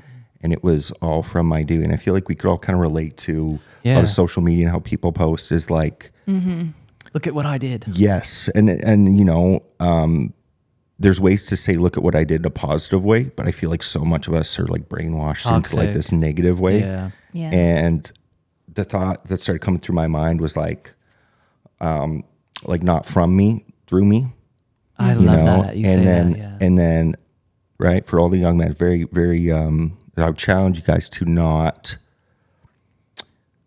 to get to the point where you don't want to be the hero of your own story, because God is the hero of your story, and that when you start thinking these thoughts and realizing, like, man, like it's a lot of work to like keep up this big story, you know, and like. Oh my God. for I'm like sure. this hero on my journey and like been through all these trials and tribulations and I overcame, like I came, I saw, I conquered. When you get to the point where you're like, wow, God is so amazing. He's given me so much. I want to be like a soldier in his fight. This is when a lot of the cool stuff Yeah. starts coming, you know? And when you let go of like that timeline that you wanted, like it's going to be epic, right? People are going to look at me. When you let go of that, it's like that's when all those timelines that you used to want start like coming your way. And like sometimes you take them, you're like, wow, it's so cool that this is here now. It makes sense. And then sometimes it's like, I don't even want that anymore. Yeah. You know? Yeah. Because it goes from my will to thy will. Yeah. There we go. Then you realize that it was your ego creating all of Yeah. these desires that are Beautiful. like based out of materialism and greed and lust and Yeah. all of that. Mm-hmm. And then when you go to thy will, it's like, whoa, Whoa. Yes. that's not who I am. Yes. Like those Yeah. past desires and Yes. everything, like that's not actually what I want. Yes. Yeah. And it's so cool because I feel like as I've tried to lean into this train of thought, I can feel when I'm like in a group of people, like people who like are super like I'm the hero of my own story and they're like, I'm doing this, I know this guy and this and that. And it's so funny because like I'll pick that up and sometimes I'm like, ooh, I don't want to be around this person. But sometimes I'm able to like just kind of stay there and be like, okay, like why am I here, right? And Got the some seeds in my pocket. Yeah, the answer's like, how may I serve, right? So like I'll start interacting with like these beings, but it's more of an entity that's like attached to them, and I feel it's really heavy and dark. Wow. Really? Yeah. Damn. You're very strongly psychic. Yeah, he's super I intuitive. appreciate that. Super intuitive. And I feel like the more like when I'm around these people where they're like trying to like tell stories about what they did, this and that, when I'm like aware that I'm just the spoon that stirs the drink, right? I'll just like add like the dumbest stuff to the conversation, but it's like I won't, that person and their actions, their stories will like the way I'm acting will like completely disresonate and almost like make their stuff awkward. And I'm not trying to do that. Yeah. But I'll like, you know, maybe it's just like talk about other people or like, hey, so how was your day? What was going on in your day? It And then diffuses the guy who's like, spotlight, bring it back on me. Yeah. And then I'll kind of just like, nah, bro. And then I'll just shift it to someone else. It like throws them off. So, and it's beautiful, you know? It is. It's really interesting to go along with that. How when hanging amongst people that have done a little bit more ego, spiritual, whatever you want to call it, to bring themselves more into balance with who they are and how they're trying to express and not overexpress and not under whatever, the ones that have their little spotlight that they need, it really becomes super obvious. Super apparent It's like in the room, right? you don't even really have to do anything. You can kind of just That's be what like, I was saying. Yeah. Yeah, you're like, Yeah. And it's so beautiful. Yeah. And I feel like it's a great example of power versus force. power versus You know, force. the forceful guy's like, spotlight on me now. And then like there's just one powerful being in the room and it's just like, you know, he's not even like moving the actual spotlight, but like that spotlight shifts off that mate so fast. And then the mate feels it, right? Yeah. And I feel like in my experiences with that, I can always tell that it makes them think. And they'll look at me and be like, Yeah. like there's something different about this guy. You know, why doesn't he want the spotlight? Yeah. And how why would- is he not so into my spotlight? Yeah. Why is my story not getting through to this fucking guy? Yeah, Like, yeah, and that's like it's awesome. It's such a blessing to be able to be able to do that for people. You know? You're like a Gandhi. And that person's like the British colony. Yeah. And you're just like sitting there like, so how's your day, George? And the Yeah, guy's yeah, like, yeah. what the f-? Yeah. What? Enough about George. I was in the middle of my story. Yeah. Yeah. Like, no, back to George. Yeah. It's angel work. It's obvious, like, when you're so centered and like grounded in your being, you can like feel who's radioactive around you. Yeah. Just like Yeah. energetically. It's a good word for it. Like no one could be speaking and you just feel someone being like, Yeah. out of their skin. Like, You see damn, like what's going on? They're Bro? Chill, it's okay. Yeah. Holy Well said. shit. There's a lot of moments like that Yeah. in our days here. Mm-hmm. Small community. I've been thinking more and you about the art of listening. Oh. Tell us more.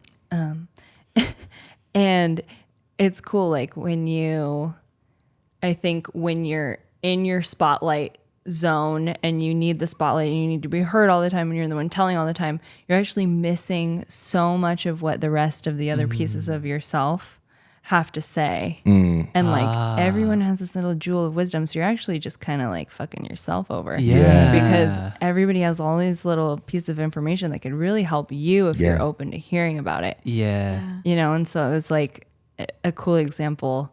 Well, I was traveling solo, so it's not like I was really interacting or like needing my spotlight, whatever. Sasha stories are the best. But all day I was having, it's easier to do when you're alone, probably. Sure. But all day I was traveling alone from Denver to Panama City, and I was just every problem that would come up, a solution would be presented from the environment around me. So for example, I was having a stomach ache as I sat down in my airport seat, and because I was aware and like the flight attendant just happened to abnormally loud to the people two rows ahead of me be like, Ginger, and that's the only thing I could even hear him say. I didn't hear anything else, but it was like, Ginger, and then there just happened to be like a sushi restaurant on my layover that serves fresh ginger, and I was just like solving my own problems because I was listening to the environment, To the universe around me. Whoa. That's trippy. That is trippy. That's like the kinda signs are mystical. all around you. Yeah. And I feel like it goes back to the original conversation when you were like, you know, how would you show someone the proof of God? And you said, I'd show them the hand of God in the sky. And it's kind of like you can see it all around you, whether it's a flight attendant that's like like hacking the message that you need to hear. And like God doesn't sound like a beautiful voice all the time. Sometimes it's like a flight attendant that's hacking the answer, you know? So I love that you pick that up and you see that. 100%. Those signs are so beautiful. One of my favorite quotes is, you can hear God through anything if you turn your ear towards him. Wow. You know, and I feel like, that's a special one. you know, even like we were talking about, you know, different people, like you've interacted with demons, like did he like reincarnate in front of you? And you're like, no, gee, it doesn't work like that. But it's like the same thing with God, you know. I think a lot of people, myself included, I remember being young and just like talk with people that were older than me. I was like, how do you talk to God? Yeah. It's like I'm praying to him and he's not speaking back. Yeah. You know, but I feel like when I started getting older and giving credit to things that I was experiencing, the synchronicities started stacking up so much. Whoa. That I remember talking with someone. I'm like, I'm like at this point right now where I'm trying to decide like how I feel about it and if it's real. Whoa. You know, and like those mediums that I feel like God has communicated me through and to all of us through like change. You know, but that quote comes in where it's like, if your ear is towards God, he can speak to you through anything. Yeah. I feel like we don't give God enough credit sometimes. Like the mate can do anything, everything. And, Oh my God. you know, so I think it's so like closed off of us to think it's like an think outside that he entity. couldn't speak through like such subtleties, you know? Yeah. Yeah. He's a clever dude. He's a clever guy. Yeah. Back to the Perhaps point the of most like, clever. yes, the most clever. Back to the point of like the people who speak a lot. Yeah, I and, want to talk about this. Yeah, though. it's a like good topic. listening. Yes. we are all loving awareness. Like that is what we are. And we all have the opportunity to like connect with God and quiet down and listen and like witness all of the synchronicities.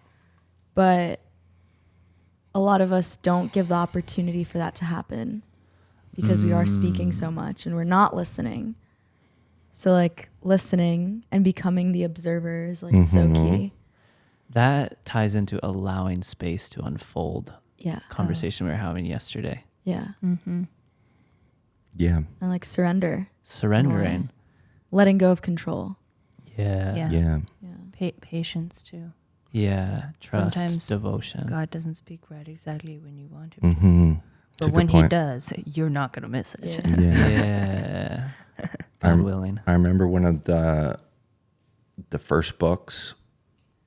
It's not like you got me to read it, but maybe I picked it up off your shelf. And I hadn't read a lot in my adult life because I was studying school, so I couldn't read books that actually interest me. And one of the first books I read that I really liked, great book, right?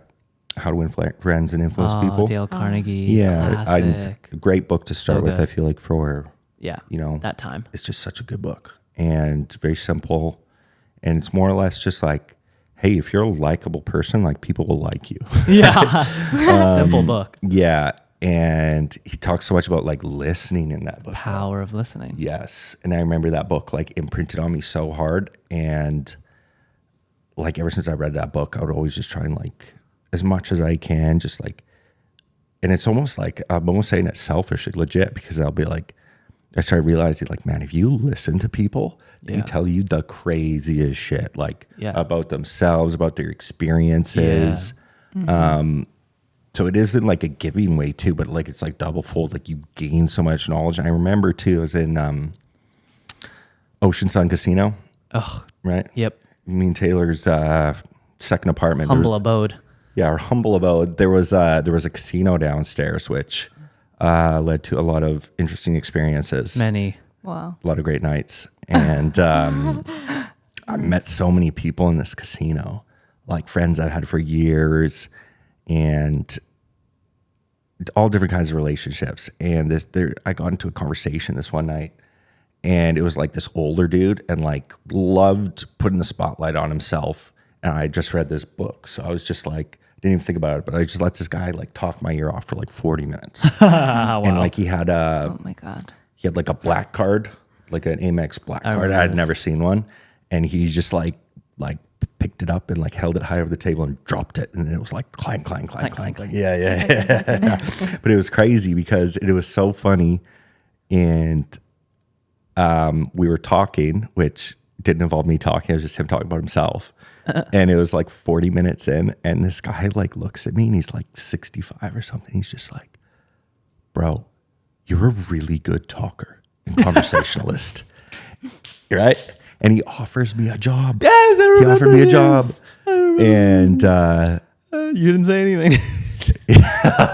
Wait, that's so funny. right? Such a dichotomy, right? Yeah. You're And so At good first, at I was talking. like, did you say that to him? Or he said that to you? But I got it. yeah, no, he offered me a job. And I didn't take it, thank God. But yeah, I remember it's just so cool when so many good things happen when we're able to listen. That's one thing you're super good at, is the ability to hold space. You know? Oh, me. You're really good at holding space. I remember over my last couple of years, I just call you and be like, man, this is going on, this is going on, this is going on. And you didn't have to say a lot, but you just listen, and I'd feel so much better. Yeah. You know? For sure. Listening's a superpower. Yeah. I find that there's almost nothing that needs to be said other than just like allowing the person to express, come to their own realizations, and pray for them.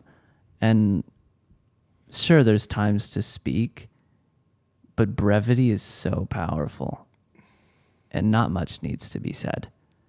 We're all Agreed. infinite beings that can come to our own truths and realizations. Yeah. Yeah. No, 100%. I feel like one thing that's been on my mind a lot in the last year too is not allowing people's like false realities to become a reality. You're so good at sometimes that. I feel like, and this is a very fine line because, never, I think is the right thing to like tell someone that they're not living life right. And that's never been my message of when I try and tell someone. But for example, like I was back home in my apartment, and these guys started fighting outside the elevator. Like, just like, fuck you, blah, blah, blah, blah. And me and the concierge walked over, and there's this like one smaller guy, and he was just so upset, this other guy, ready for it, for staring at him too long. And I was like, dude, that doesn't give you the right to like kick his suitcase and stuff, this and that. And Wow. I started talking with this guy. His name was, actually, I won't say his name, but, and we were talking for a bit, and like, I just could like feel such a skewed perception with reality, you know? Yeah. And like, he was super lost, like super insecure. And like, I knew that that is not the way that God wants him to live, you know?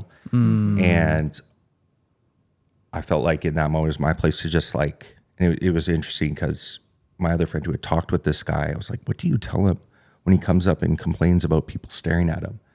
And my friend was like, I think someone like that just needs to be given space. And I was like, I don't think that, I think that he needs to be told, or it would benefit him to hear that, like, hey bro, life doesn't need to be lived like that, you know? And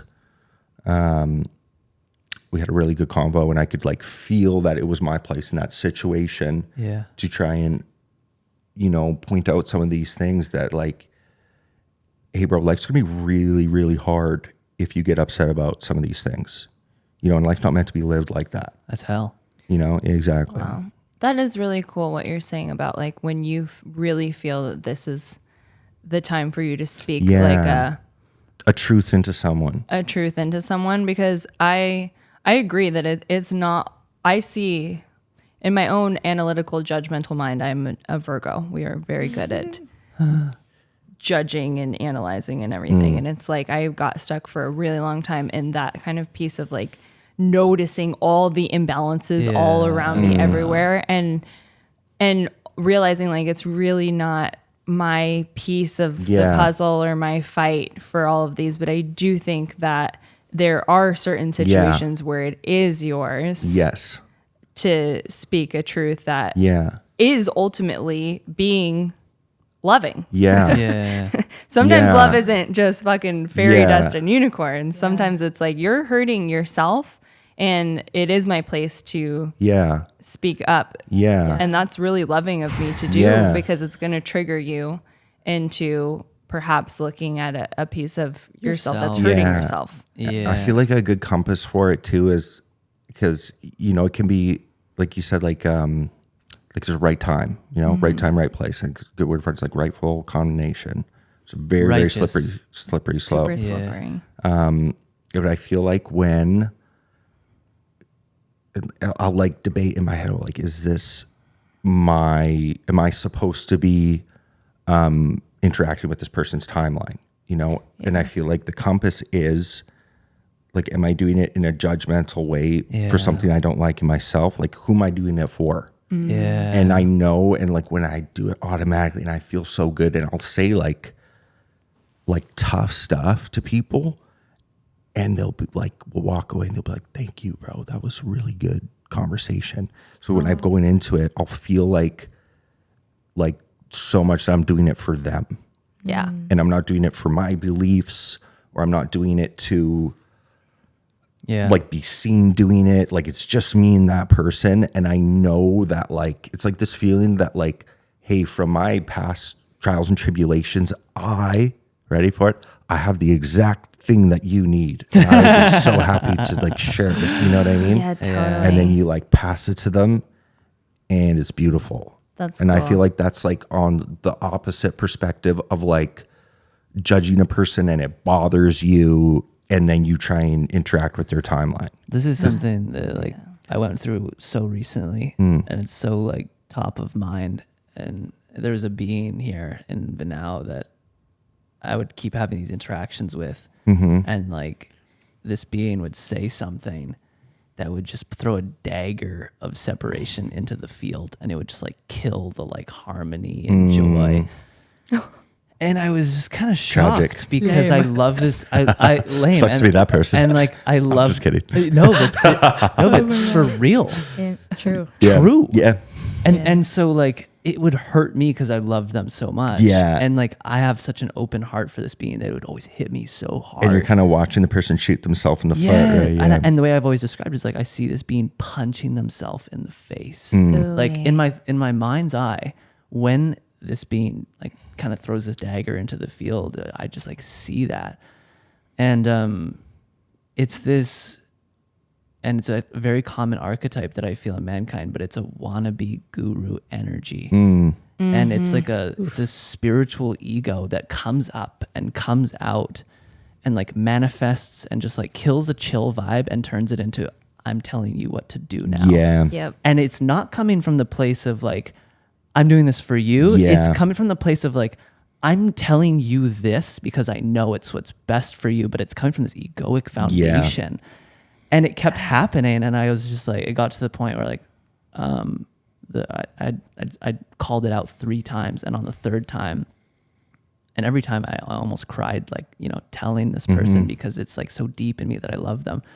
But on the 3rd time, I finally like really like swung the axe, and I was just like, hey, I want to let you know, like, I feel this so deeply. And the being didn't see it at all. And in the end, we came to this beautiful, you know, place of like, okay, cool, let's just agree to disagree. And I like that. that's beautiful. And that was such a revelation for me because it brought peace to my heart that I sat there and spoke my truth to the degree where like, even though they didn't receive it, I was just like, all good. Yeah. Fantastic. Yeah. Let's just agree to disagree and be in harmony and know that this is where we stand. It's a very masculine, do. very, very masculine action and trait to say what needs to be said sometimes, or to close the door that someone else wants to keep open. Yeah. And something I'm still learning and working on.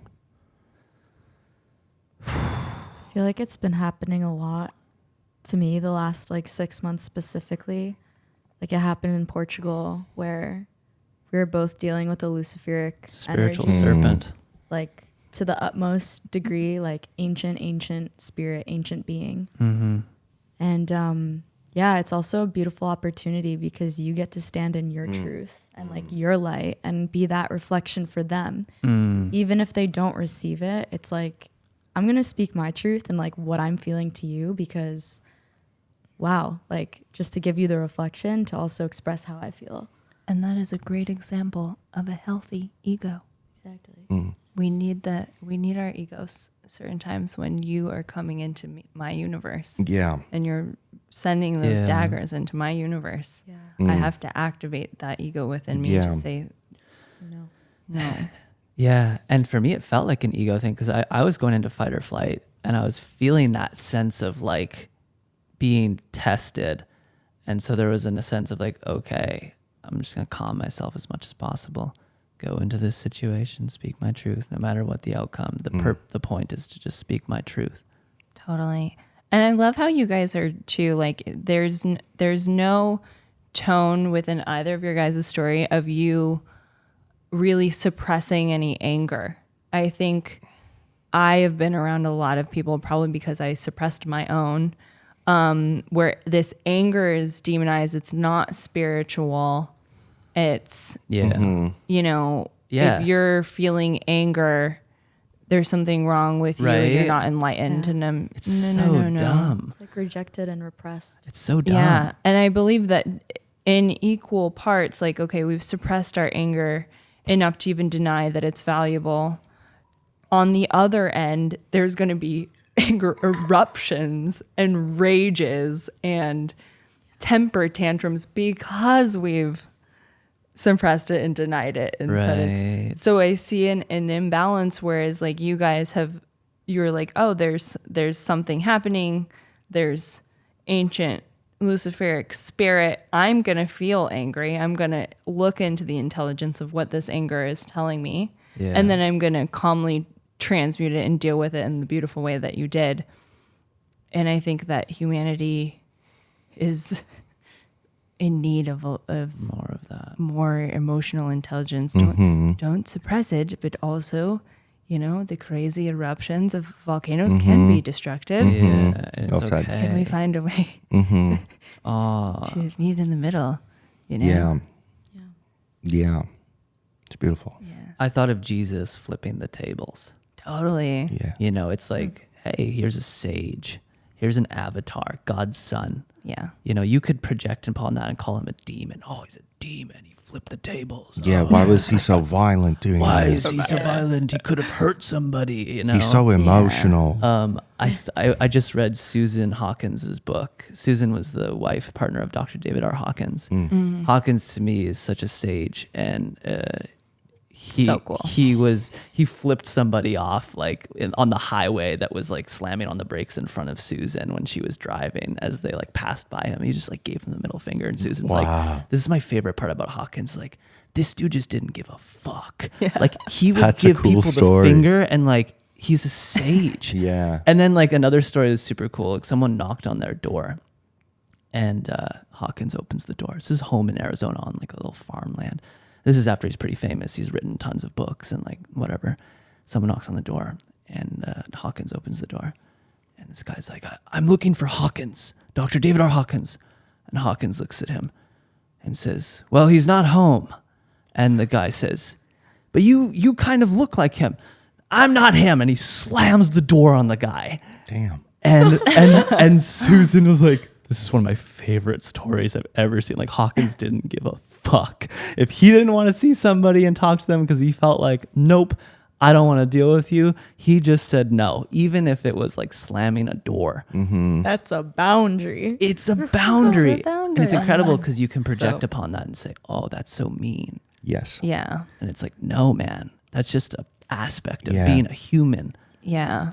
I think one of the strongest and most like deceiving forms of Western propaganda that's going on today is that there's no objective truth, that everything is subjective. Relative, And, yeah. Yeah. It's, And so this isn't about like subjectivity per se, but I think one of the most black and white examples, and it's not easy stuff to talk about, I feel like, because, there's so much like hate and expressing your beliefs for some of these things going on. But as like the West is like, no, like you are the God of your own world. However you see fit is the truth. There is no objective reality. Everyone has their own subjective truth, which there is part that's true to that. But like if there is no objective reality, it becomes the slipperiest slope. And one of the things that I'm kind of struggling with to, I guess, kind of like put into words how I feel about is the whole notion that the most beautiful and pure beings on this earth, children, are being told before they're able to kind of figure out the world or who they are, that their truth of, them feeling like a different gender, before they're like 4 or 5 years old is their truth. And, I found that super, super hard to talk about and like know how to feel. And I feel like for me, it's one of the ultimate examples of like, whoa, I feel like what we are being told on like a cultural level, like is not the way that it was meant to be, where we're letting, it's gone so far now to say that like, this 3-year-old has his own truth, which it does, but it's like, he's 3, Yeah. He can't buy alcohol yet or cigarettes yet. And to let, like, it's just gone so far is what I'm saying, and I feel would like agree. it can be such a slippery slope. Yeah, it's a very like controversial topic. It is a controversial topic. I feel that, with more spiritual light being shed, right? These children are coming in and their crown chakras are fucking blasted open. They haven't fully formed into the human. And the way I see this is if a 3-year-old is expressing, oh, I'm a girl, he's probably remembering when he was a girl. Yeah, or a past life or something. Totally. And so it's like, that's awesome. now you're a boy, and how do we help you in a creative way? I think like I think that, and this is controversial topic, controversial opinion on me, but I do think that cutting your biology is kind of going, God, you're wrong. Yes. I'm not. But I think where creativity comes in is if I feel super feminine in my male biology, how cool. What an opportunity for creative expression. I can be the most feminine dude in the world and creatively weave it without perhaps severing my biology. Yeah. You know, and also it's reincarnation. You get this part to play this life. Be creative, have fun with it. Maybe next life you'll transition back to being a woman or wow, that's so good. It's just like I don't know. To speak to that too, like the part where it's like you're almost like in the action, you're like, no, God, like this timeline was meant to be this way. So it was created a wrong way. And I remember it was Joe Biden, and not to speak about Joe Biden at all, but we love Joe. Fucking Joe. Joe's the best. And Joe Love them Biden hairy was legs. giving a speech, and this is where I, some of my views just were really like I don't feel great about this. But he was giving a speech, and the quote was how all transgenders are made in the image of God. And I just found it like such a I'm like, like God made them how they were meant to be made, and then we, like cut off their genitals to like change it. And I feel like God made them the way they were meant to be made, and it just almost felt backwards, the way he was saying that. Like such a Yeah, that's a completely backwards statement. yeah. I feel backwards just listening to it. Thank you. I needed that. Thank you.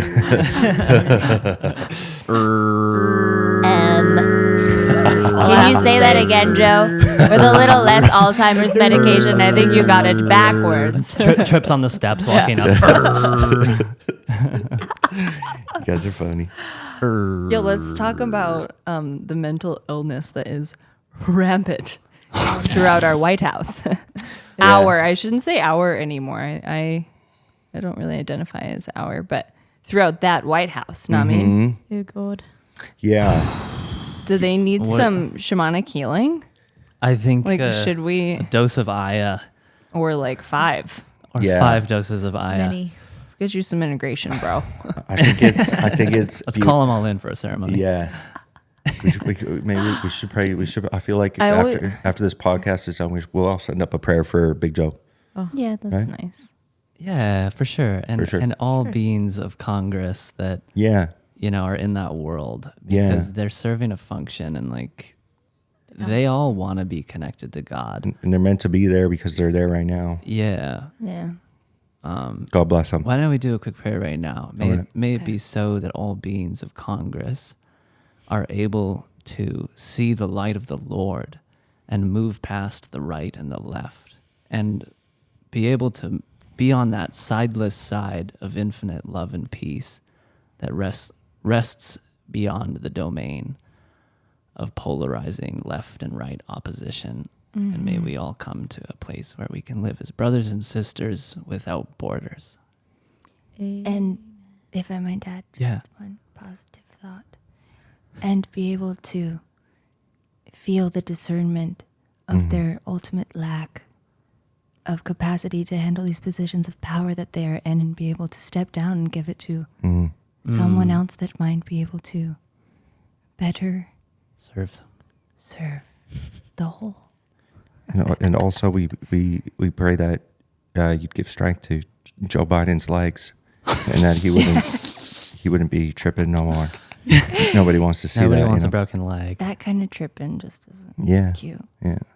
And the spirits of all those in Congress who may have left some parts of their soul behind in places unknown. Sold that it. shit back from the underworld. Who knows? May Jesus come and get them for you.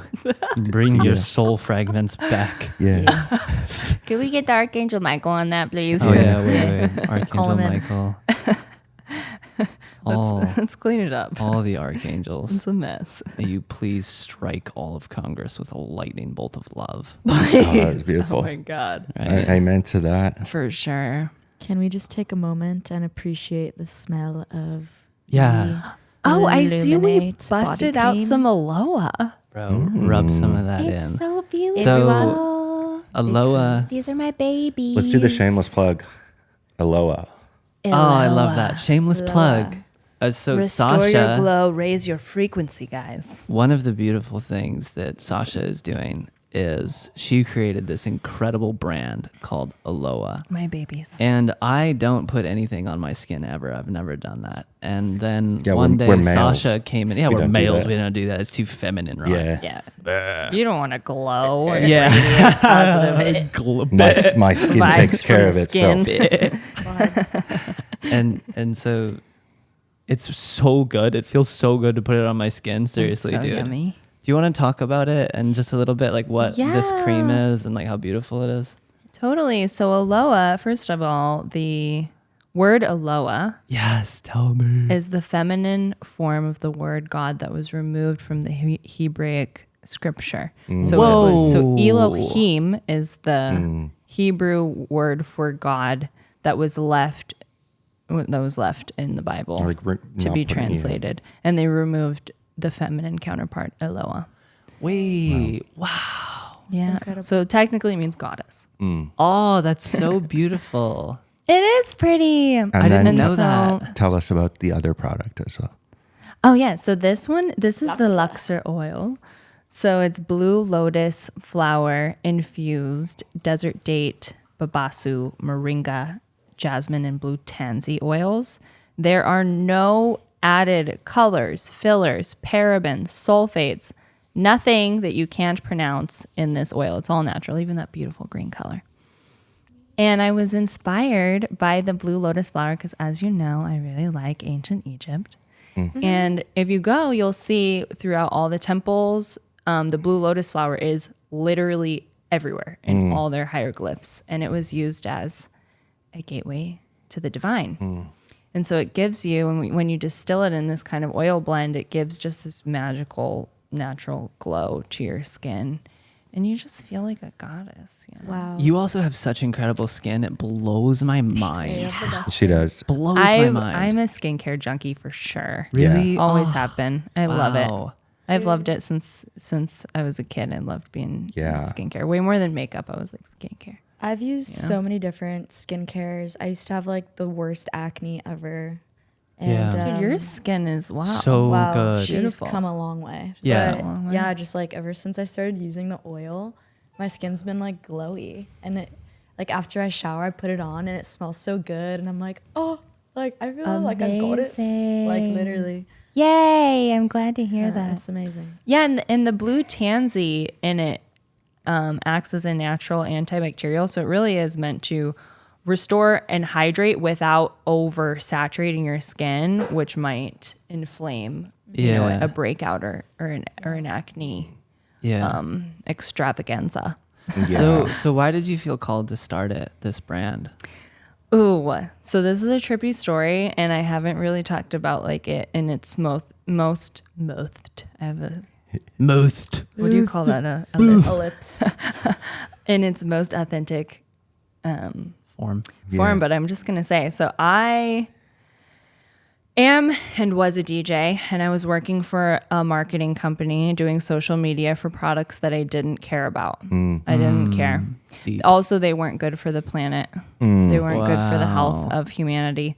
What, So I was feeling very uninspired. What niche or vertical was that? brand? First off, alcohol. I was Okay. a social media strategist for a really large global alcohol brand. That would be tough Spirits. on your soul. Spirits. It kind of was. It was a more positive. Like it was. I guess I can say. I don't. You're gonna Don't say the brand name Okay, I now. won't. Yeah. Anyways, it wasn't so Yeah. seedy. It was more of a Fair. Yeah. yeah. But I didn't really care. And so one day I was at a pretty low place. I was going through my Dark rock night of the bottom. soul. Soul. Totally. And I decided, I was like, I need to do a self dosage of mushrooms and Whoa. figure my life out because I'm not happy. Oh, beautiful. And so I went to Boulder, Colorado. You know, what a vibe.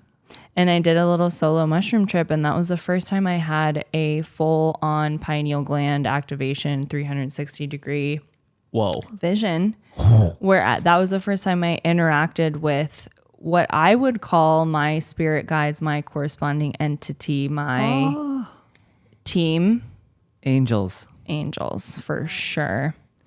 And they all of the imagery of Aloha, all of the ingredients of Aloha are inspired from that vision that I received. And I remember going up and down Pearl Street Mall Yeah. and seeing in a way, and that only I can really, because it's my mind, but just going in and out of the stores and being like, looking at the clothes and looking at the price tags while on mushrooms and just being like, it kind of decoded business for me. I was like, I can just do this for myself. I can get a product. I can put a price tag on it. I can create something cool And that's beautiful. good for the planet, that's good for your skin and your vibration, and create abundance out of it. Yeah. And I've had, to be honest, I've had so much work and trauma around money because I grew up very poor. I was raised by a single mom. She was profoundly religious that encouraged people to stay poor. Whoa. They literally, one of my best friends growing up got publicly in the congregation, publicly shamed or reproved, as they would call it. It was an announcement made by the elders of the congregation because she decided to pursue higher education. Yeah. Wow. So they highly discouraged getting an education or creating really any wealth for yourself, because then you wouldn't. Who is they? Who is they? The Kingdom Hall of Jehovah's Witnesses. Wow. Amen to that. Continue. Anyways, so that was kind of my birth into abundance, prosperity mindset. I forgive myself for wanting to be prosperous and make money. Yeah. And no, not all business is horrible and bad for the planet. Yeah. I think personally that there's an incredible opportunity for conscious entrepreneurship right now. Yeah. Because the more that people wake up to all this crap that's, you're paying $70, $80 to put acids and just fillers on your skin. And yes, there may be like one or two cool ingredient, but you're really just paying, the most of it's just crap. But the more awareness that comes out about that kind of stuff, and conscious textile brands even, and like what you're putting on your body, it affects the you. material, and The so it's all so vibration. true. Yeah. Totally. There's so much opportunity. Like, we need better stuff. Does that excite you? It does. I like it. If I can love inspire that. anyone to like provide better solutions for us, like Yeah. please go for it. And there's no way that you're Yeah. going to fail. We need Yeah. better solutions in almost every industry. Yeah. So know? all the ladies out there, if you want skin like Sasha's, So her skin's incredible. link in the bio. Yeah. Description. We got a body butter. Frankincense and myrrh is the highest vibrational oil, I think, other than rose oil. So super high vibe, the body butter.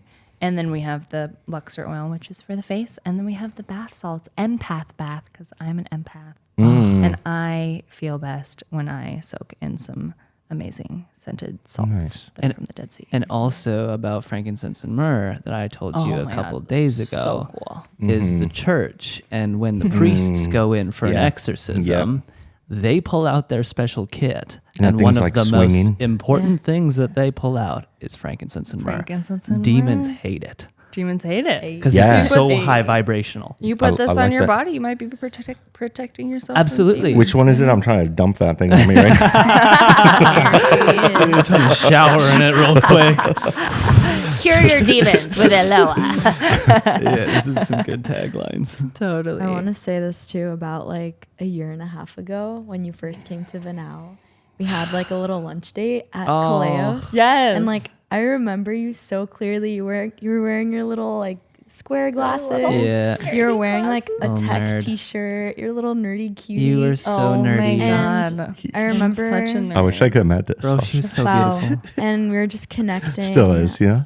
On life, and you were going through this process of like leaving social media, and like Hell yeah. I was also like going through a shift, and We were all yeah, shifting we were so all hard. shifting So so hard. hard. Like, what the hell is happening? And to like be here now talking about that, just looking at it in retrospect, and also fun. just like co-creating a journal together is so freaking cool. Do you wanna talk the journal? about it? Yeah. Journal? Tell us about the It's- journal. It's literally called Awakening the Divine Feminine Within.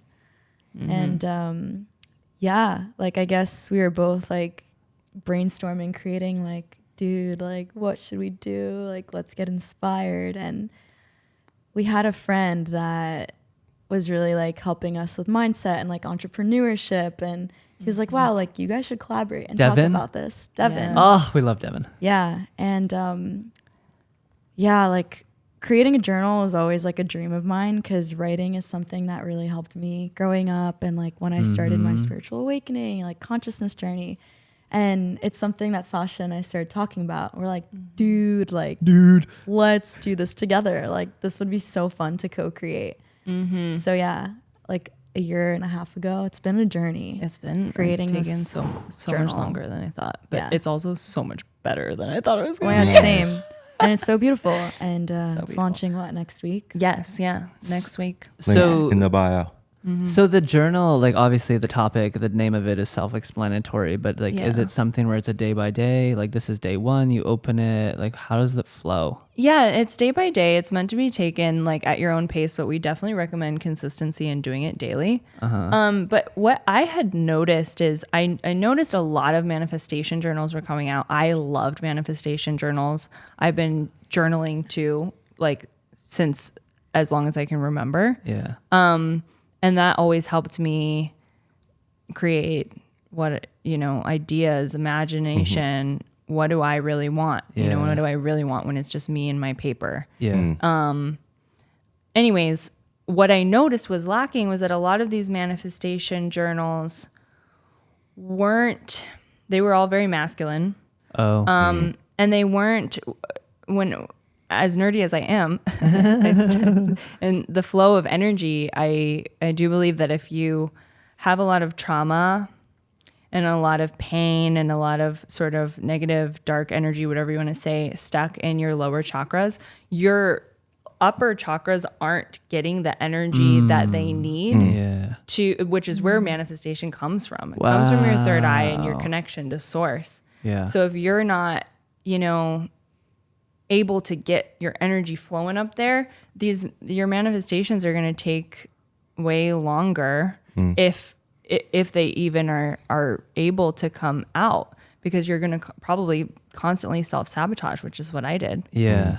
And so, yeah, we created this really cool system where we do a couple of guided meditations. By a couple, I mean like 8 throughout the journal. And they're each recorded over a solfeggio frequency that corresponds with your chakras. Whoa. So we start at the foundation. A lot of like financial instability, in my opinion, comes from having kind of an unstable root chakra. And we help to guide you to create a really strong foundation from there. And then we go into solar plexus, self-confidence. How can I create wealth if I'm not confident in myself, in my own ideas? I won't be able to bring them to For life. sure.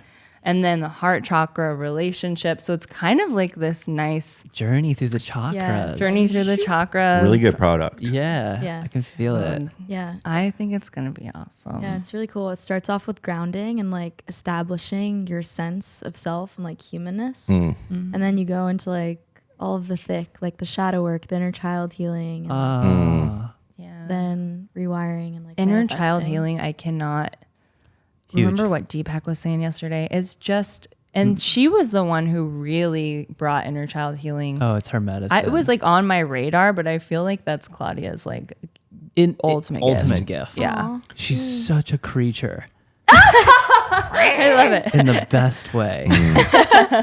She really knows how to play, and so do your brothers too. Like, Oh my God. They are creatures of play. And wow, I've had so much healing just from knowing you and Mache and Miko.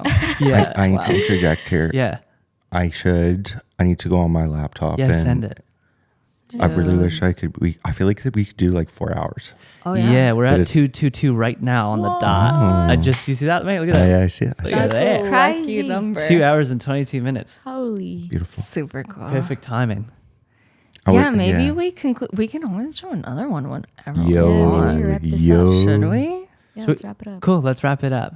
Okay. I'm starving. I was gonna say I'm a little hungry. I'm hungry too. The vessel needs to eat. But like, can we do another one? Because it was amazing. We can. Oh my God, yes. Wait, let's do one quick and short collective ohm. Oh, And it doesn't, change or charge battery. that's okay. We still have the big one over there. Those ones died just wow. now. Just now. Perfect timing. Wow. Nice. Incredible. So, collective ohm. Doesn't need to be the loudest voice because these microphones will capture it, but We're doing breath. we'll go for Yeah. you guys got it. 2, 3. 3.